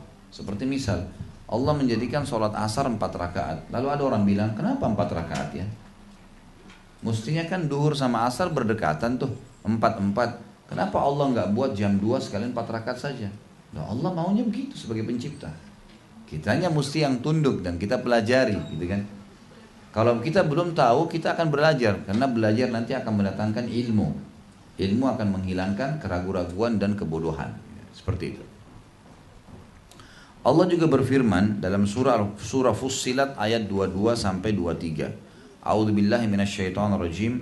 Walakin dhanantum annallaha la ya'lamu katsiran mimma ta'malun. وذلكم ظنكم الذي ظننتم بربكم أرداكم فأصبحتم من الخاسرين. Bahkan kalian mengira bahwasanya Allah tidak mengetahui kebanyakan apa yang kalian kerjakan. Jadi ada orang subhanallah menganggap Allah tidak tahu nih, Allah tidak lihat nih. Dan yang demikian itu adalah prasangka yang telah kalian sangkakan kepada Rabb kalian. Dan prasangkaan itu telah membinasakan kalian. Maka jadilah kalian orang-orang yang rugi. Padahal sebenarnya Allah mengetahui segala sesuatunya. Tidak boleh kita menganggap Allah tidak bisa mengawasi kita, sementara Allah pencipta. Allah lah yang telah membuat tadi pekah sekali. Kita bisa tahu kalau kita ingin makan dengan lapar, kita bisa tahu membedakan mana manis dan mana asin dalam waktu yang seketika. Kita bisa tahu ya bagaimana cara mengelola makanan, mengunyahnya, dan setelah masuk ke tenggorokan, Allah yang mengambil alih semuanya dengan proses alami. Kemudian yang dibutuhkan jadi nutrisi tubuh, yang tidak dibutuhkan dikeluarkan juga dengan proses alami, dan Allah juga yang memberikan rasa untuk mengeluarkan dan berhenti dari mengeluarkannya, gitu kan?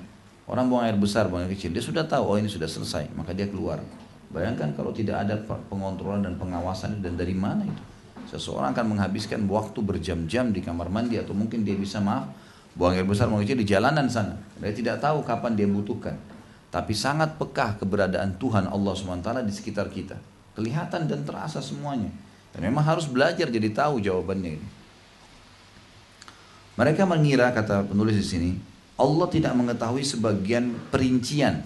Lalu bagaimana dengan orang yang mengiranya tidak mengetahui sama sekali, tidak mendengar, tidak melihat, tidak berbicara dan tidak bersemayam di atas arsy-Nya. Kalau surah Fussilat ayat 22 ayat 23 saja Allah sudah cukup ya mengatakan akan rugi orang yang mengira sebagian perbuatannya Allah tidak tahu. Ada yang Allah tahu, ada yang Allah tidak tahu. Ini sudah cukup membuat mereka sampai pada tingkat kekufuran. Bagaimana dengan orang yang mengatakan sama sekali Allah tidak punya sifat mengetahui, sifat mendengar, sifat melihat dan seterusnya. Di samping itu, ta'til, pembatalan merupakan pelecehan terhadap Rabb Ta'ala, ya Allah SWT. Orang-orang yang menafikan, mereka mengingkari sifat-sifat Allah sehingga pengingkaran itu menjerumuskan mereka ke dalam tamthil, menyerupakan dan menyamakannya dengan benda-benda mati, bahkan dengan benda-benda yang tidak berwujud. Ya. Jadi orang yang menolak itu, alasannya kenapa kamu tolak namanya Allah atau sifat Allah turun, Allah punya mata, nanti sama dengan makhluk. Ini masuk ke pelanggaran yang lain, berarti dia nolak karena dia menyerupakan Allah dengan makhluknya. Tidak boleh. Jelas tadi kita sudah bacakan ayat Al-Quran. Laisa kamitslihi syai'un wa huwas samiul basir. Tidak ada yang menyerupai Allah dan dia maha mendengar lagi maha melihat. Sebagian ulama berkata Jahmiyah adalah musyabbihah.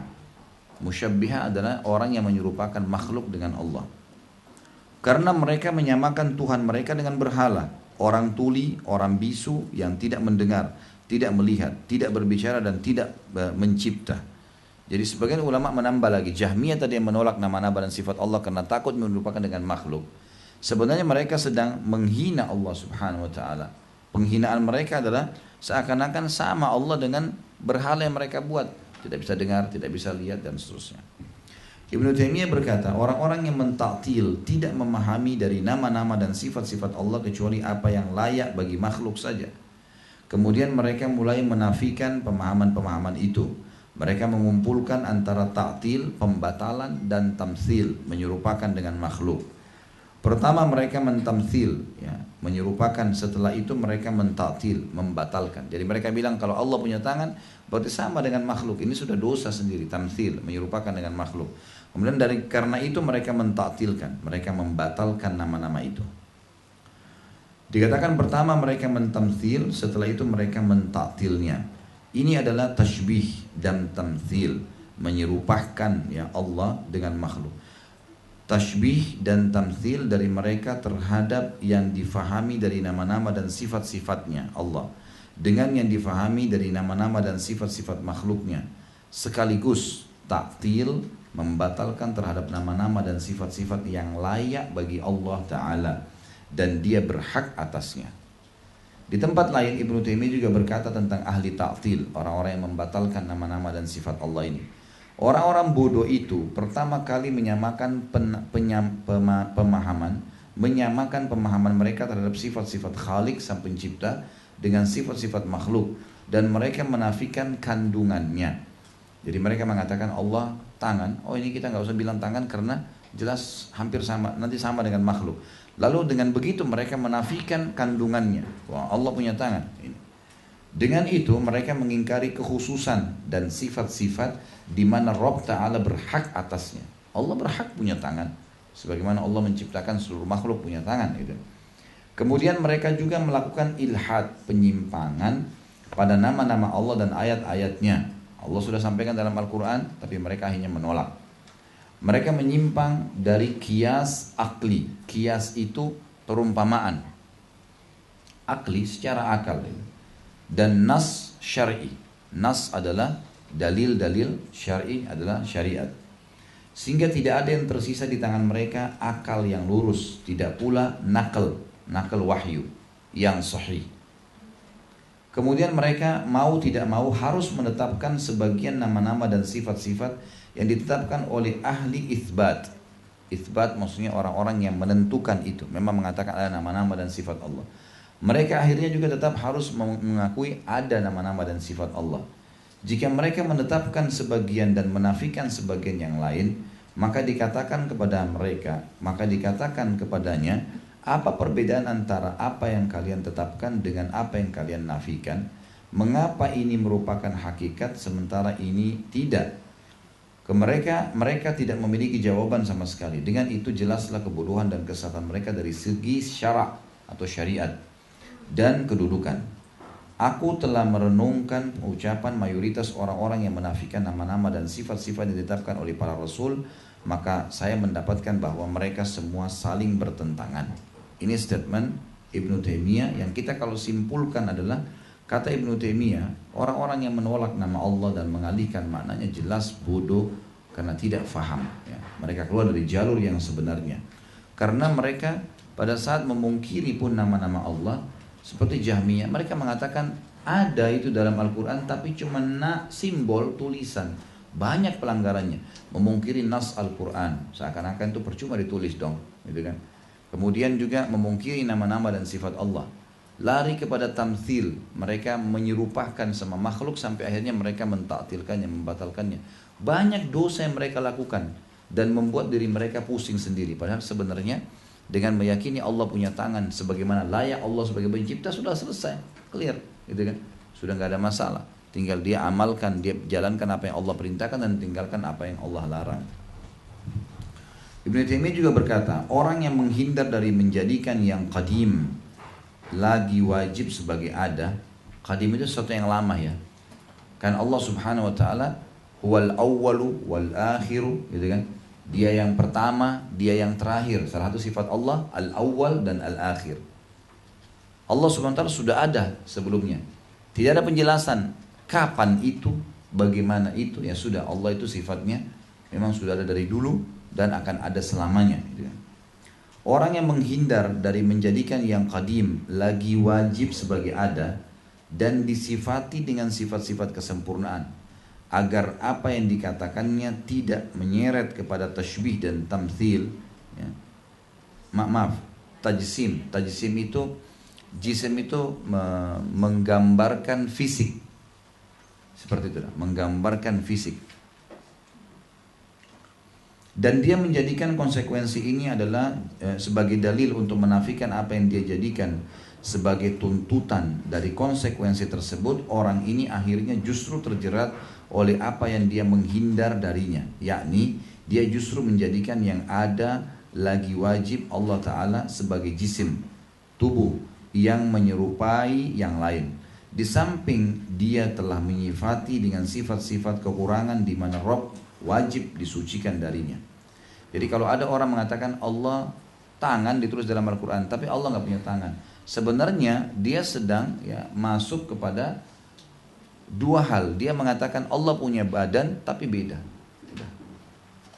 Sisi yang lain mereka menolak akhirnya mengatakan berarti tidak ada itu.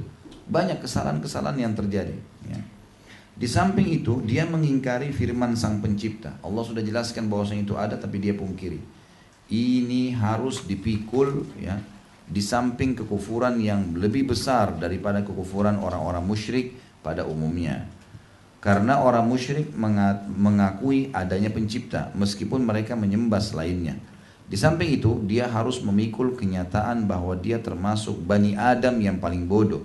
Orang yang memungkiri tadi dia bodoh, paling rusak akalnya dan pandangannya dan kontradiktifnya yang paling rusak. Begitulah Allah berbuat terhadap orang yang melakukan ilhad pada nama-nama dan ayat-ayatnya. Selanjutnya, ini tadi dari poin kedua ya. Dan judulnya tadi, subbahasannya adalah menafikan mengandung ilhad. Menolak nama-nama dan sifat Allah mengandung pengalihan makna dan penolakannya. Yang ketiga, menafikan nama-nama dan sifat-sifat Allah menyeret kepada konsekuensi yang sangat buruk. Ibnu Qayyim menyebutkan 10 diantara sebagai berikut ya. Menyebutkan 10 hal-hal yang menyeret pada konsekuensi dari menafikan nama-nama sifat Allah membawa dia pada keburukan ilmu. Dia tidak punya sama sekali. Pertama, mengingkari dan menafikan pencipta. Yang kedua, merampas kesempurnaan darinya. Yang ketiga, menyifatinya dengan kekurangan dan aib. Yang keempat, menyamakannya dengan benda mati. Yang kelima, menyamakannya dengan benda yang tidak ada, bahkan yang mustahil. Yang keenam, melecehkan apa yang dia, Allah, beritakan dan apa yang dikabarkan Rasul-Rasulnya tentang dirinya. Yang ketujuh, melecehkan ilmu Rasulullah SAW Muhammad atau penjelasan atau ketulusan beliau. Yang kedelapan, merusak dan merubah akal dari apa yang ia difitrahkan di atasnya, seperti perusakan terhadapnya yang dilakukan oleh syaitan dengan syirik dan mengikuti hawa nafsu ya. Jadi ini poin-poin yang dikatakan dengan melecehkan, dengan memungkiri nama Allah, menafikannya, membawa pada ilmu yang bodoh sekali karena terlalu banyak. Ada 10 poin ya disebutkan Ibnu Qayyim yang menyebabkan dia ya kafir. Kami cantumkan satu contoh dari sebagian konsekuensi yang harus dipikul oleh pendapat yang berkata bahwa Al-Quran adalah makhluk dan mengingkari berfirmannya Allah Ta'ala. Ad-Darimi berkata ya, jadi ada kelompok seperti Jahmi yang mengatakan Al-Quran itu makhluk. Kenapa kok makhluk? Itu kan perkataan Allah. Perkataan Allah berarti bagian daripada fisik Allah Subhanahu wa Ta'ala. Tidak boleh sama sekali kita mengatakan makhluk. Berarti kita seakan-akan mengatakan ada bagian dari tubuhnya Allah makhluk. Ahli Sunnah wal Jamaah mengatakan Al-Quran adalah kalamullah. Tidak ada hubungannya sama sekali dengan makhluk. Mereka mengatakan Al-Quran itu makhluk. Ad-Darimi berkata, khusus untuk poin ini ya. Sekarang kita masuk ke sub contoh tentang ya apa yang mereka katakan di nama-nama dan sifat Allah itu. Allah yang Maha Suci dan Maha Tinggi mengabarkan bahwa Al-Quran adalah kalamnya. Sementara Jahmiyah berkata ia adalah makhluknya. Allah Ta'ala mengabarkan bahwa dia berbicara kepada Musa, sementara Jahmiyah berkata Allah tidak berbicara kepada Musa dengan dirinya. Musa tidak mendengar kalam Allah yang sebenarnya, akan tapi Musa mendengar ucapan yang keluar kepadanya dari makhluk. Menurut pendapat mereka, ada seorang makhluk yang mengajak Musa mengakui rububiyah Allah. Makhluk itu berkata, Inni ana rabbuka fakhla'na alaik, dalam surah Taha ayat 12. Sesungguhnya aku adalah Rabbmu hai Musa, maka tanggalkanlah kedua terompahmu. Ini waktu Nabi Musa alaihissalam pulang dari Madian menuju ke Mesir, mau mendakwai Fir'aun, maka Allah subhanahu wa ta'ala berfirman kepada Musa secara langsung, surah Taha ayat 12. Hai Musa, ya, sesungguhnya saya adalah Tuhanmu, maka tanggalkanlah kedua terompahmu. Sendalmu buka di lembah ini, nggak boleh pakai. Gitu ya. Lalu Allah berfirman kepadanya, lanjutan ayat ada menjelaskan masalah pembicaraan Allah dengan Musa. Maka menurut pendapat mereka, Musa menjawab, kamu benar. Kemudian Fir'aun hadir menyeru kepada penuhanan makhluk. Sebagaimana Musa, menurut pendapat mereka menjawab, lalu di mana bedanya kekufuran Musa dengan kekufuran Fir'aun menurut pendapat mereka? Jadi Ada kekufuran yang lebih jelas daripada itu? Kalau seandainya Musa memungkiri, ya, Musa tidak mendengar. Fir'aun juga sama, tidak memungkiri Allah. Sama saja kalau orang menganggap Musa tidak diajak bicara sama Allah ini, sama dengan orang yang menganggap Fir'aun itu benar. Dari dua sisi yang berbeda, tapi tujuannya sama, memungkiri Allah Subhanahu wa taala. Ibnu Taimiyah berkata bahwa Al-Quran adalah kalam, firman-Nya Allah, bukan makhluk. Merupakan perkara yang masyhur di kalangan ulama umat ini dan orang-orang awam dari umat ini. Begitu pula pernyataan bahwa barang siapa berkata Al-Quran adalah makhluk, maka dia telah kafir. Jadi Al-Quran yang kita pegang ini, kita tidak bicara masalah fisiknya ya, kertasnya, bukan fisiknya. Isi Al-Quran, ayat-ayatnya, kita harus mengatakan dia adalah kalamullah, perkataan Allah. Perkataan Allah bukan makhluk, bukan makhluk. Ya. Kalau kita bilang perkataan Allah makhluk, Al-Quran makhluk, berarti ada bagian dari fisik Allah yang makhluk. Sementara itu tidak boleh. Jahmiyah mengatakan Quran itu makhluk. Berarti ada bagian. Sama mereka mengatakan tangan Allah makhluk. Gitu. Seperti itulah. Maka ini semua tidak benar.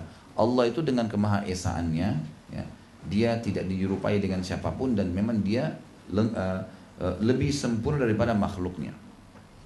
Ini dimaksud dari perkataan tadi itu. Kemudian Ibnu Taimiyah menyebutkan sebagian ulama salaf dalam hal ini seperti ucapan Abdullah bin Mubarak rahimahullah, barang siapa yang berkata bahwa firman Allah innani anallahu la ilaha illa ana fa'budni, ini disebutkan di dalam surah Thaha ayat 14 ya. Perkataan Allah kepada Musa alaihissalam, sesungguhnya aku ini adalah Allah, tidak ada Tuhan yang berhak disembah selain aku. Kalau ada orang bilang ini perkataan ini adalah makhluk, maka dia telah kafir. Makhluk tidak patut berkata begitu. Kemudian Ibnu Taimiyah berkata, makna ucapan para salaf rahimahullah, para sahabat dan tabi'in, bahwa barang siapa berkata kalam Allah adalah makhluk, dia menciptakannya pada pohon atau lainnya, maka hakikat ucapannya adalah bahwa pohonlah yang berkata kepada Musa, innani anallahu la ilaha illa ana fa'budni, sesungguhnya aku adalah Allah, tidak ada Tuhan yang berhak disembah melainkan aku, maka sembahlah aku. Dan barang siapa yang berkata makhluk ini berkata demikian, maka makhluk ini menurutnya seperti Fir'aun yang berkata faqala ana rabbukumul a'la, persis seperti perkataan Fir'aun yang mengatakan aku adalah Tuhan kalian yang tinggi. Jadi ada Jahmiyah nih, kelompok tadi Bapak Ibu sekalian berkata, waktu Musa diajak bicara oleh Allah, ya, ini saya adalah Allah, hai Musa, ya, tadi disuruh buka terompas sendalnya lalu mengatakan saya adalah Tuhan Allah, maka sembahlah saya, gitu kan? Mereka mengatakan ini bukan perkataan Allah, ini suara yang Musa dapatkan dari pohon yang ada di lembah itu. Dialihkan maknanya. Ya. Kemudian Musa mendengar dari pohon itu. Kata penulis di sini, kata pendapat ya, di sini dikatakan Ibnu Taimiyah, apa bedanya orang memahami dengan Fir'aun sebagai makhluk yang berkata saya Tuhan kalian yang tinggi, sama saja dia yakini pohonlah Tuhan. Padahal sebenarnya tidak mungkin. Allah benar-benar berbicara kepada Musa alaihissalam, itu yang dimaksud. Dalam surah An-Nazi'at ayat 24, akulah Tuhan kalian yang tinggi, kata Fir'aun.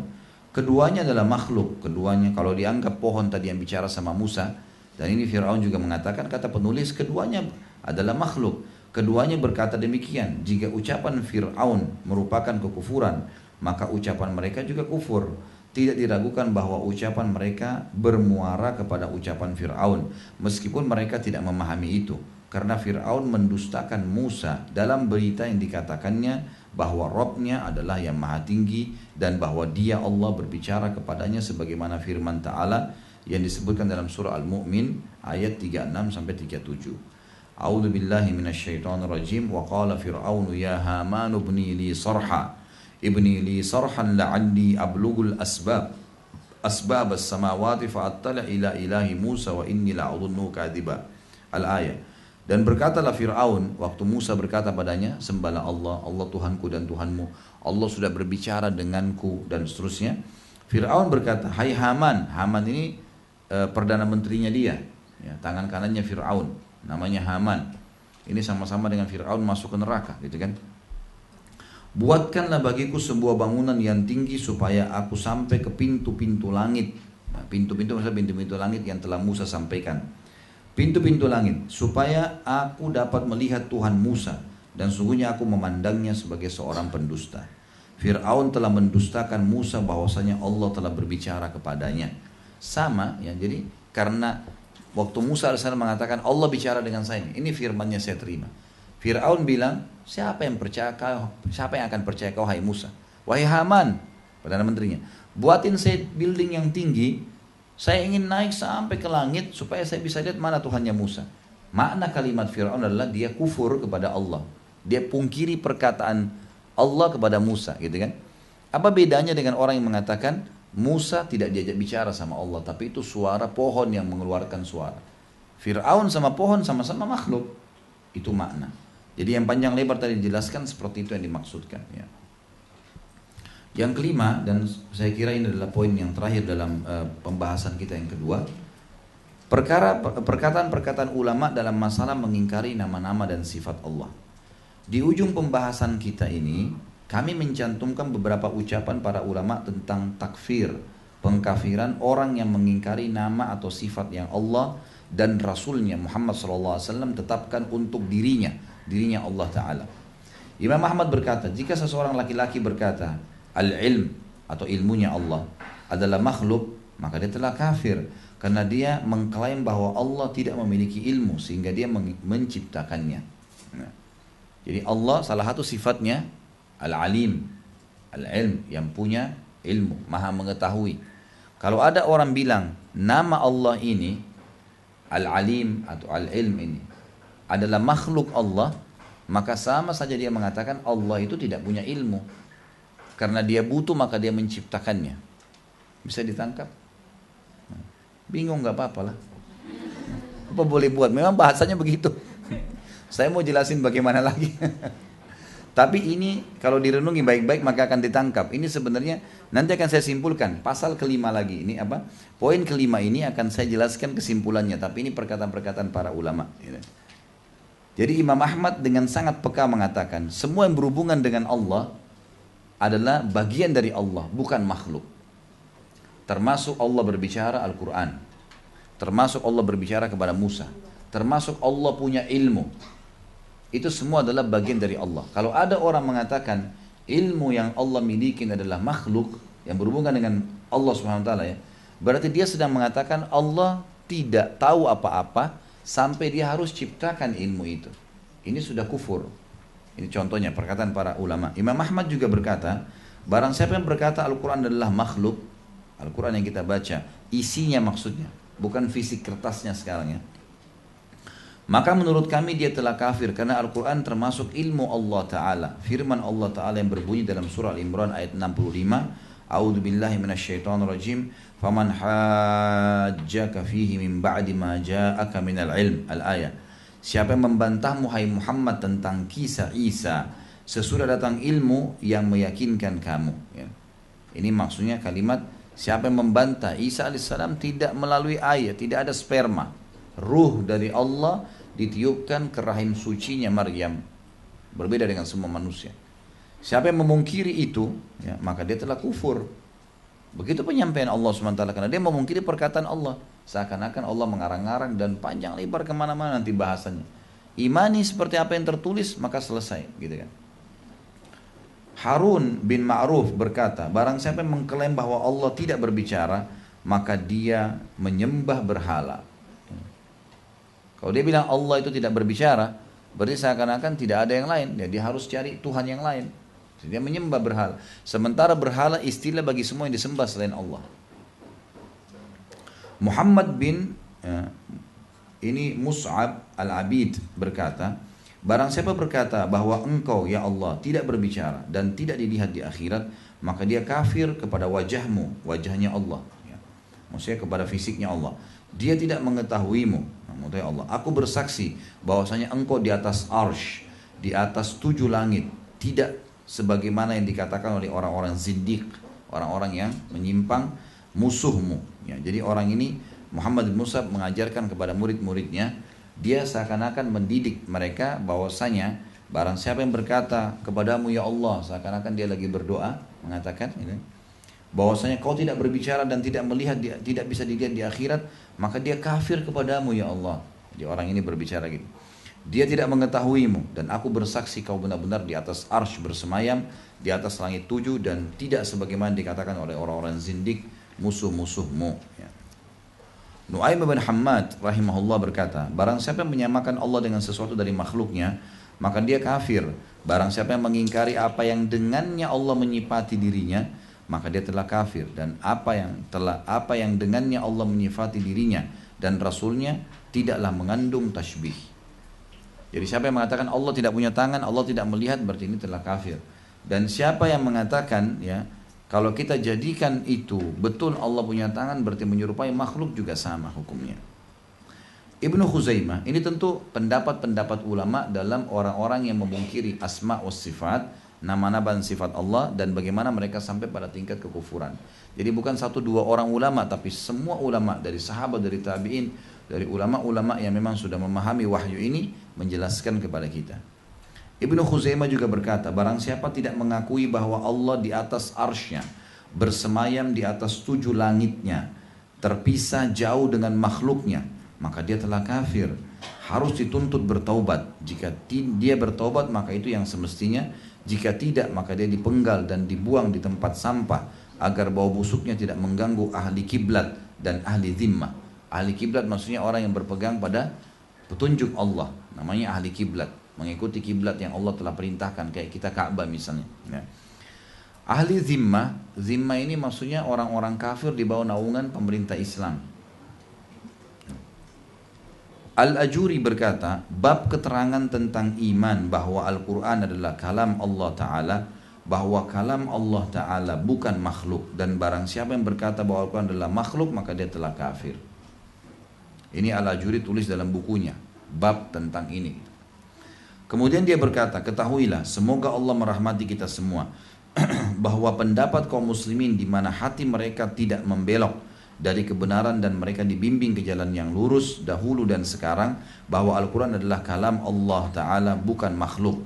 Karena Al-Quran dari ilmu Allah Ta'ala, dan ilmu Allah Ta'ala bukan makhluk. Maha tinggi Allah Ta'ala dari hal itu. Hal ini ditetapkan oleh Al-Quran, As-Sunnah, dan ucapan sahabat ridwanullahi alaihim, serta ucapan para imam kaum muslimin rahimahumullah. Ini tidak dipungkiri kecuali oleh Jahmiyah yang licik, dan mereka itu di mata para ulama adalah kafir.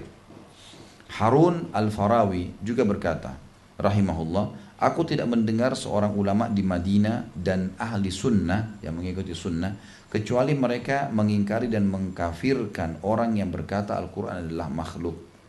An-Nawawi juga berkata, Al-Mutawalli berkata, seandainya dia, Mutawalli nama orang tentunya, seandainya dia menafikan apa yang ditetapkan untuk Al-Qadim dengan ijma' seperti dia berilmu dan berkuasa, maka dia telah kafir. Tentu di situ ada disebutkan di sini Qadim, footnote nomor 3, termasuk kata global yang wajib adalah menyifati Allah SWT dengan lafaz-lafaz syar'i. Kalau ada kesimpulannya orang yang mengatakan bahwasanya Allah itu punya ilmu yang sudah lama bersama dengan Allah, memang sudah ada, maka dia telah kufur. Ibnu Taimiyah juga berkata, yang dipegang oleh jumhur ulama bahwa barang siapa mengingkari bahwa Allah akan dilihat di alam akhirat, maka dia telah kafir. Jika dia termasuk orang-orang yang tidak mengetahui, maka dia diajarkan tentangnya sebagaimana terhadap orang yang belum mengetahui syariat-syariat Islam. Jika dia kukuh di atas pengingkarannya setelah dia mengetahui, maka dia telah kafir. Ibnu Taimiyah juga berkata, keyakinan bahwa Allah Ta'ala di atas alam diketahui secara daruri, Allah berada di atas alam manusia ini, itu sudah diketahui secara darurat, sudah ada dari Al-Quran, dari Sunnah Nabi SAW, dan ijma' kesepakatan salaf umat setelah memperhatikan itu. Oleh karena itu, salaf sepakat mengkafirkan orang yang mengingkari hal tersebut atau hal itu, karena ia menuntut mereka diketahui secara daruri dalam agama. Harus ditahu secara darurat bahwasanya Allah bersemayam di atas arsy, Allah memiliki nama-nama sifat yang sempurna dan tidak menyerupai dengan makhluknya. Kita harus imanin dan tidak boleh dialihkan maknanya. Ini bagian yang hal darurat secara syariat. Dan dalam fatwa Al-Bazaziyah tercantum wajib ya, mengkafirkan Qadariyah. Qadariyah orang yang mengatakan tidak ada takdir. Ya. karena mereka menafikan keburukan termasuk ciptaan Allah Subhanahu wa taala, dan karena mereka meyakini bahwa setiap pelaku adalah pencipta perbuatannya sendiri. Yang terakhir Ar-Mardawi berkata, barang siapa menyekutukan Allah atau mengingkari rububiyahnya, ya, rububiyah berarti pencipta, Allah sebagai pencipta, atau keesaannya atau salah satu sifat dari sifat-sifatnya, maka dia kafir tanpa perselisihan secara umum. Simpulan semua apa panjang lebar yang kita jelaskan tadi adalah dua hal, ibu-ibu dan bapak sekalian, dua hal dalam pembahasan kita kedua dari semua tadi yang kita baca itu. Kalau masih ada yang masih bingung, kita akan berikan simpulan dua poin. Yang pertama, wajibnya mengimani asma wa sifat Allah. Allah punya nama-nama dan sifat-sifat, dan nama-nama dan sifat-sifat itu diimani dengan 4 poin dasar. Tidak boleh ada tahrif, pengalihan makna. Tangan ya tangan, turun ya turun, tertawa ya tertawa, seperti apa adanya.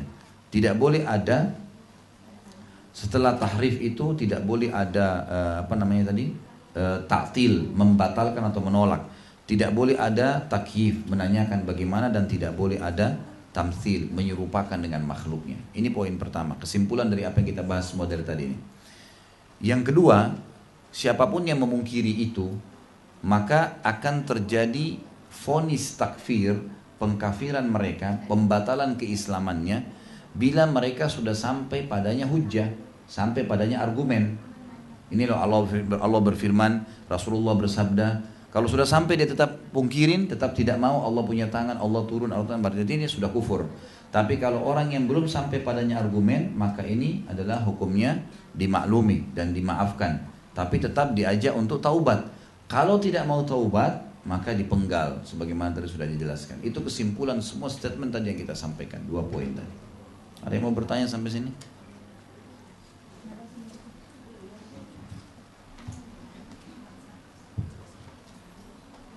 Ada pertanyaan nggak? Kita batasi 3 ya, hari Jumat nih, saya ada khutbah di Sudirman.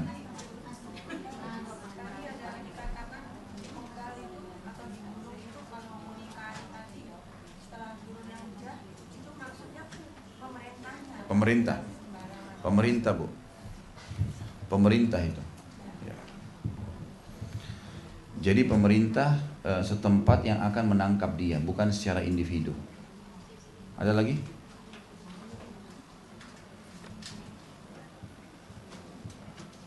Ini pertanyaannya tidak sesuai dengan tema. Apa hukumnya hijab pendek atau panjang? Kita sedang membahas tentang Asma'ul Husna. Tanya tentang nama-nama sifat Allah, Asy-Syakur, Al-Ghafur. Seperti itulah ya, semestinya. Baik, hijab. Allah berfirman dalam Al-Quran, disuruh menurunkan hijab perempuan dari kepala, diulurkan, gitu kan, sampai menutupi dada. Ayat Al-Quran mengatakan itu. Diulurkan di sini dicontohkan oleh para sahabiat Nabi. Sahabiat ridwanullahi alaihim, disebutkan ciri-ciri hijab mereka adalah menjatuhkan kain dari kepala sampai ke kaki mereka, gitu kan. Ada yang memisahkan antara jilbabnya dengan bajunya, ada yang menyatukan antara jilbab sama baju. Makanya kalau ibu-ibu lagi umrah, ada abaya, baju hitam 2 macam. Ini kalau yang nggak paham nanti nggak ngerti. Ada yang ditaruh di pundak seperti yang ibu mungkin pakai, lalu kemudian jilbab di atasnya. Ada yang tidak, memang dia digantung di kepala. Digantung di kepala, jadi nanti dia dari samping itu modelnya seperti rambut sebenarnya. Itu hijabnya dari kepala, satu sama jubahnya langsung. Gitu kan? Biasanya mereka pakai jilbab lagi di dalam, tapi itu tinggal ditaruh di atas, jadi digantung di kepala. Kalau nanti lihat di sana wanita-wanita Arab ada yang pakai seperti itu. Jadi ada 2 macam, ada yang abaya biasa lalu jilbab dipakai kayak umumnya orang di Indonesia juga. Yang umumnya orang pakai tidak. Makanya biasa kayak ada sayap di kiri kanannya itu karena langsung digantung di kepala.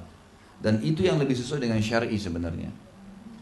Memang seperti itu, karena memang tujuan hijab untuk tidak membentuk badan tujuannya, dan tidak memperlihatkan perhiasan. Karena Allah mengatakan tujuan hijab dzalika adna alla yu'zain, tujuannya agar tidak diganggu. Apapun yang kata ulama tafsir, apapun yang bisa membuat wanita itu diganggu karena pakaiannya, berarti masuk dalam pelanggaran hijab, gitu ya. Makanya di sini ulama mengatakan semua pakaian hijab itu harusnya memang tidak. Bagaimana sih kalau untuk laki-laki tidak ganggu? Memang tidak terganggu. Misalnya orang pakai jilbab yang besar atau apalagi orang pakai cadar misalnya ditutup semua sama dia. Kira-kira apanya yang menggoda nih? Kalau cuma matanya yang kelihatan apa yang mau digoda kira-kira? Jadi ini bisa ditarik dalam pemahaman itu. Ya. Makanya hijab tujuannya untuk menutupi. Kalau berhias di depan suami, di depan para mahram, itu pun ada batasannya kalau mahram ya. Kena leher ke atas, siku ke bawah, lutut ke bawah, itu yang boleh diperlihatkan. Selebih daripada itu tidak boleh. Misalnya kepada paman, kepada ponakan, ini semua mahram, tapi mereka tidak boleh semuanya lihat, hanya suami saja. Disitulah perempuan saatnya berhias gitu. Mereka berhias, boleh menyisir rambutnya rapi, memperlihatkan. Ya ini apalagi kalau sama suami itu memang tempatnya, tapi kalau di tempat umum bukan tempatnya ini. Makanya ulama mengatakan kalau ada orang pakai hijab syar'i benar lalu diperkosa, maka dia dapat pahala, yang memerkosanya dapat dosa, dihukum sama Allah. Tapi kalau ada orang memang dasarnya menggoda pakaiannya, kemudian diperkosa, dua-duanya dapat dosa. Karena dia penyebab. Hikmah syar'i adalah bagaimana supaya dia terlindungi dari gangguan orang. Tujuannya itu. Paling tinggi orang pakai hijab syar'i diganggu sama preman misalnya, Assalamualaikum. Tapi coba orang kalau pakai celana jeans ketat, bajunya ketat, semuanya berbentuk atau warna yang terlalu nyorak, wajar orang mengganggunya. Dia penggoda, dia menjadi penyebabnya gitu ya. Apa arti hijrah secara kafah? Kalau tidak hijrah, apakah itu Islamnya batal? Hijrah sebenarnya kalau dalam Islam dipakai seperti dalam surah An-Nisa ayat 100. A'udzubillahi minasyaitonirrajim. Wa may yuhajir fi sabilillah yajid fil ardi muragaman katsira wa sa'a. Siapa yang hijrah di jalan Allah, Allah akan berikan kepadanya peluang-peluang yang banyak dan Allah akan berikan kelapangan, rezeki yang luas. Makna ayat ini adalah hijrah dari negara kafir ke negara muslim. Sehingga dia bisa leluasa ibadah, dia bisa pada saat meninggal dikubur dengan kaum muslimin, gitu kan? Seperti itulah. Beda dengan kalau orang memaksakan diri tinggal di negara non muslim yang akhirnya ibadahnya susah, cari masjid susah, ataupun misalnya dia pada saat meninggal jadi kacau, tidak tahu harus dikubur di mana, gitu kan? Bahkan saya temukan banyak kasus, ada orang yang nyampaikan saya, Ustadz, ada teman saya nikah sama orang Jepang, gitu kan? Kemudian dia pergi ke sana, dia muslim, istrinya ya sempat ikut jadi mu'alaf, setelah dia meninggal mungkin kembali lagi, tapi karena belum diajar agama, dia pun tidak paham agama, akhirnya dia dilakukan seperti orang-orang sana, dibakar. Nah ini kesalahan sendiri, ngapain pergi tinggal di negara kafir, jadi susah. Negara orang Islam alhamdulillah di kuburan sama muslimin dan segalanya. Dan subhanallah kuburan umat Islam itu hasil survei Bapak Ibu sekalian adalah kuburan termurah di dunia. Biayanya ya, biaya kuburannya paling murah, biaya jenazahnya juga begitu. 2 lembar kain kafan dibungkus dimasukkan, selesai. Seperti itulah. Kalau di negara-negara non-muslim, sampai saya lihat sendiri cuplikannya bagaimana di Amerika, ada seorang anak muda di Saudi, dia mendatangi, dia membedakan antara kuburan umat Islam dengan kuburan non-muslim. Dia datangi beberapa negara non-muslim, dia lihatkan berapa peti yang harus dibayar harganya, ada $10.000, ada $100.000, peti-peti di Amerika mahal. Tergantung kaya miskinnya orang tersebut. Kemudian pada saat dimasukkan tanah itu sebidang berapa dia harus bayar, biayanya besar sekali, gitu kan? Dibandingkan dengan kaum muslimin yang dia angkat contohnya di layar itu di TV, dia bilang, ini lihat nih, muslimin cuma butuh ini, kain kafan dibungkus, tidak pakai peti, dan dia sudah yakin dia akan kembali ke akhirat, jasadnya akan dimakan oleh tanah. Simple, mudah, dan memang sudah benar, gitu kan? Jangan ditambah lagi ya, ini saya ada khutbah Jumat, apalagi materinya kemana-mana nih. Mau tanya mengenai safar, tugas di luar kota, maka masuk ke hukum musafir. Bagi laki-laki kalau pas hari Jumat, manakah yang lebih afdal? Mengikuti sunnah Rasul, melaksanakan sholat Jumat di masjid seperti biasa, atau diganti mengqasar dengan duhur. Musafir tetap lebih afdal untuk mengqasar jamak. Safar tetap lebih afdal jamak qasar. Ya, dan ini harus diubah ini. Ya, jadi kalau kita larinya kepada tetap mengitmam, menyempurnakan, Bapak Ibu mau berangkat Jakarta Surabaya, jarak safar di bandara jamak qasar, itu lebih afdal, pahalanya lebih besar. Oh nanti saya kehilangan sholat qabliyah, saya mau sholat qabliyah. Ada hadis Nabi yang menjelaskan, siapa yang punya udzur itu masuk dalamnya safar, sakit. Sementara dia sementara sehat sudah biasa mengerjakan ibadah-ibadah sunnah, misal dia sudah biasa sholat duha, sholat qabliyah, begitu dia safar, dia jamak qasar, tetap dicatat pahalanya. Dia pada saat lagi mukim puasa Senin Kamis, pada saat safar dia nggak puasa, dicatat pahala puasa Senin Kamisnya itu. Itu hadis menjelaskan. Jadi tidak berkurang pahalanya, justru lebih besar pahalanya. Memang pada saat itu gugur sholat qobliyah dan ba'diyah. Memang begitu. Lebih afdal sholat qasar, karena itu memang jelas, gitu kan. Sampai Nabi SAW melihat seorang sahabat lagi puasa di bulan lagi puasa sunnah. Yang saya tangkap ada beberapa ulama hadis bilang ini kena di Ramadan. Tapi yang jelas orang ini, yang lain tidak puasa, kena safar waktu itu panas sekali. Kemudian orang ini tetap bertahan puasa sampai sahabat guyurkan air di kepalanya dan dihatangkan pelapa-pelapa kurma untuk tutupin dia dari panas. Orang ini setengah mati dijaga gitu. Nabi SAW pada lihat tanya, kenapa orang ini? Dia bilang, ya Rasulullah puasa. Kita semua buka puasa, dia sendiri yang tinggal nih. Kata Nabi SAW, laisa minal bir as-sawmu fis safar. Bukan termasuk kebaikan puasa pada saat safar kalau begini keadaannya nih. Jelas, nggak boleh paksaan diri, itu ada keringanan. Kecuali kalau kayak kita umroh misalnya Ramadan, memang 9 jam di pesawat dingin, nggak ada apa-apa, ya nggak masalah. Tapi tetap rukhsah ya, boleh puasa, boleh enggak. Kita bicara afdaliyah, dia puasa. Afdaliyah dia jamak, qasar. Saya sudah pernah kasih contoh, misal Jakarta Surabaya sejam, kita berangkat jam 1 siang, tiba sana jam 2. Asar jam 3 misalnya. Kita tiba di Surabaya sebelum asar. Walaupun ibu dan bapak tinggal di Surabaya, dasarnya Jakarta cuma tempat transit, cuma tempat safar. Kita akan ke kota kita yang kita tinggal, gitu kan. Kita jamak duhur asar, tiba di sana sebelum asar pun tetap sama, lebih afdal jamak qasar. Tetap lebih afdal. Jangan ditunggu. Nanti kalau asar ya sudah nggak usah sholat, udah selesai, udah sholat. Memang sudah begitu. Tapi kalau Anda meninggal sebelum asar, misal ada orang naik pesawat, jatuh pesawatnya, sudah sholat duhur asar. Dengan ada orang yang sholat cuma duhur, dia niatnya asar di Surabaya, dia tidak dosa ini. Karena dia mengambil yang marjuh, yang pendapat, yang mufaddal lah, pendapat yang lebih sedikit pahalanya, gitu kan. Kalau pesawat jatuh dua-duanya meninggal, siapa yang lebih besar pahalanya? Yang pertama, karena dia mendapatkan rukhsah, memang boleh ditarik. Sudah dicatat buku amalnya sholat asar, ini tadi belum, gitu kan. Ini contoh memahaminya. Allahu a'lam. Baik, ini Jumat setengah 12. Nanti akhirnya tanya masalah rumah tangga, masalah ini kemana-mana. Ini masalah asma husna. Tidak ada hubungannya sama cerai, tidak ada hubungannya sama nikah, tidak ada hubungannya sama macam-macam. Baik, kita tutup dengan kafaratul majlis. Semoga saja Allah SWT tentunya kita berdoa agar mengampuni semua yang pernah berbuat dosa. Juga memaafkan semua orang tua kita yang pernah berbuat dosa, juga seluruh kerabat kita dan seluruh muslimin dan muslimat, dan semoga yang sakit disembuhkan penyakitnya, yang sedang sedih diberikan kegembiraan oleh Allah, semua yang terlilit utang dilunasi utangnya, dan seluruh muslimin di Palestina, di Syria, di Yaman, di Irak, di Myanmar, dimanapun mereka berada yang sedang tertindas, Allah ikhlaskan niat mereka, terima para syuhada mereka, dan juga Allah partisipasikan kita bersama mereka di pahala, baik dengan doa dan harta juga dengan jiwa kita, dan semoga Allah Subhanahu Wa Taala menyatukan kita semua di surga firdausnya tanpa hisab, di mana ia satukan kita di majelis ilmu yang mulia ini. Pada benar ya Allah, pada saat ada saya mohon dimaafkan. Subhanakallahumma bihamdika asyhadu an la ilaha illallah astaghfirullah wa atubu ilaik. Wassalamualaikum warahmatullahi wabarakatuh.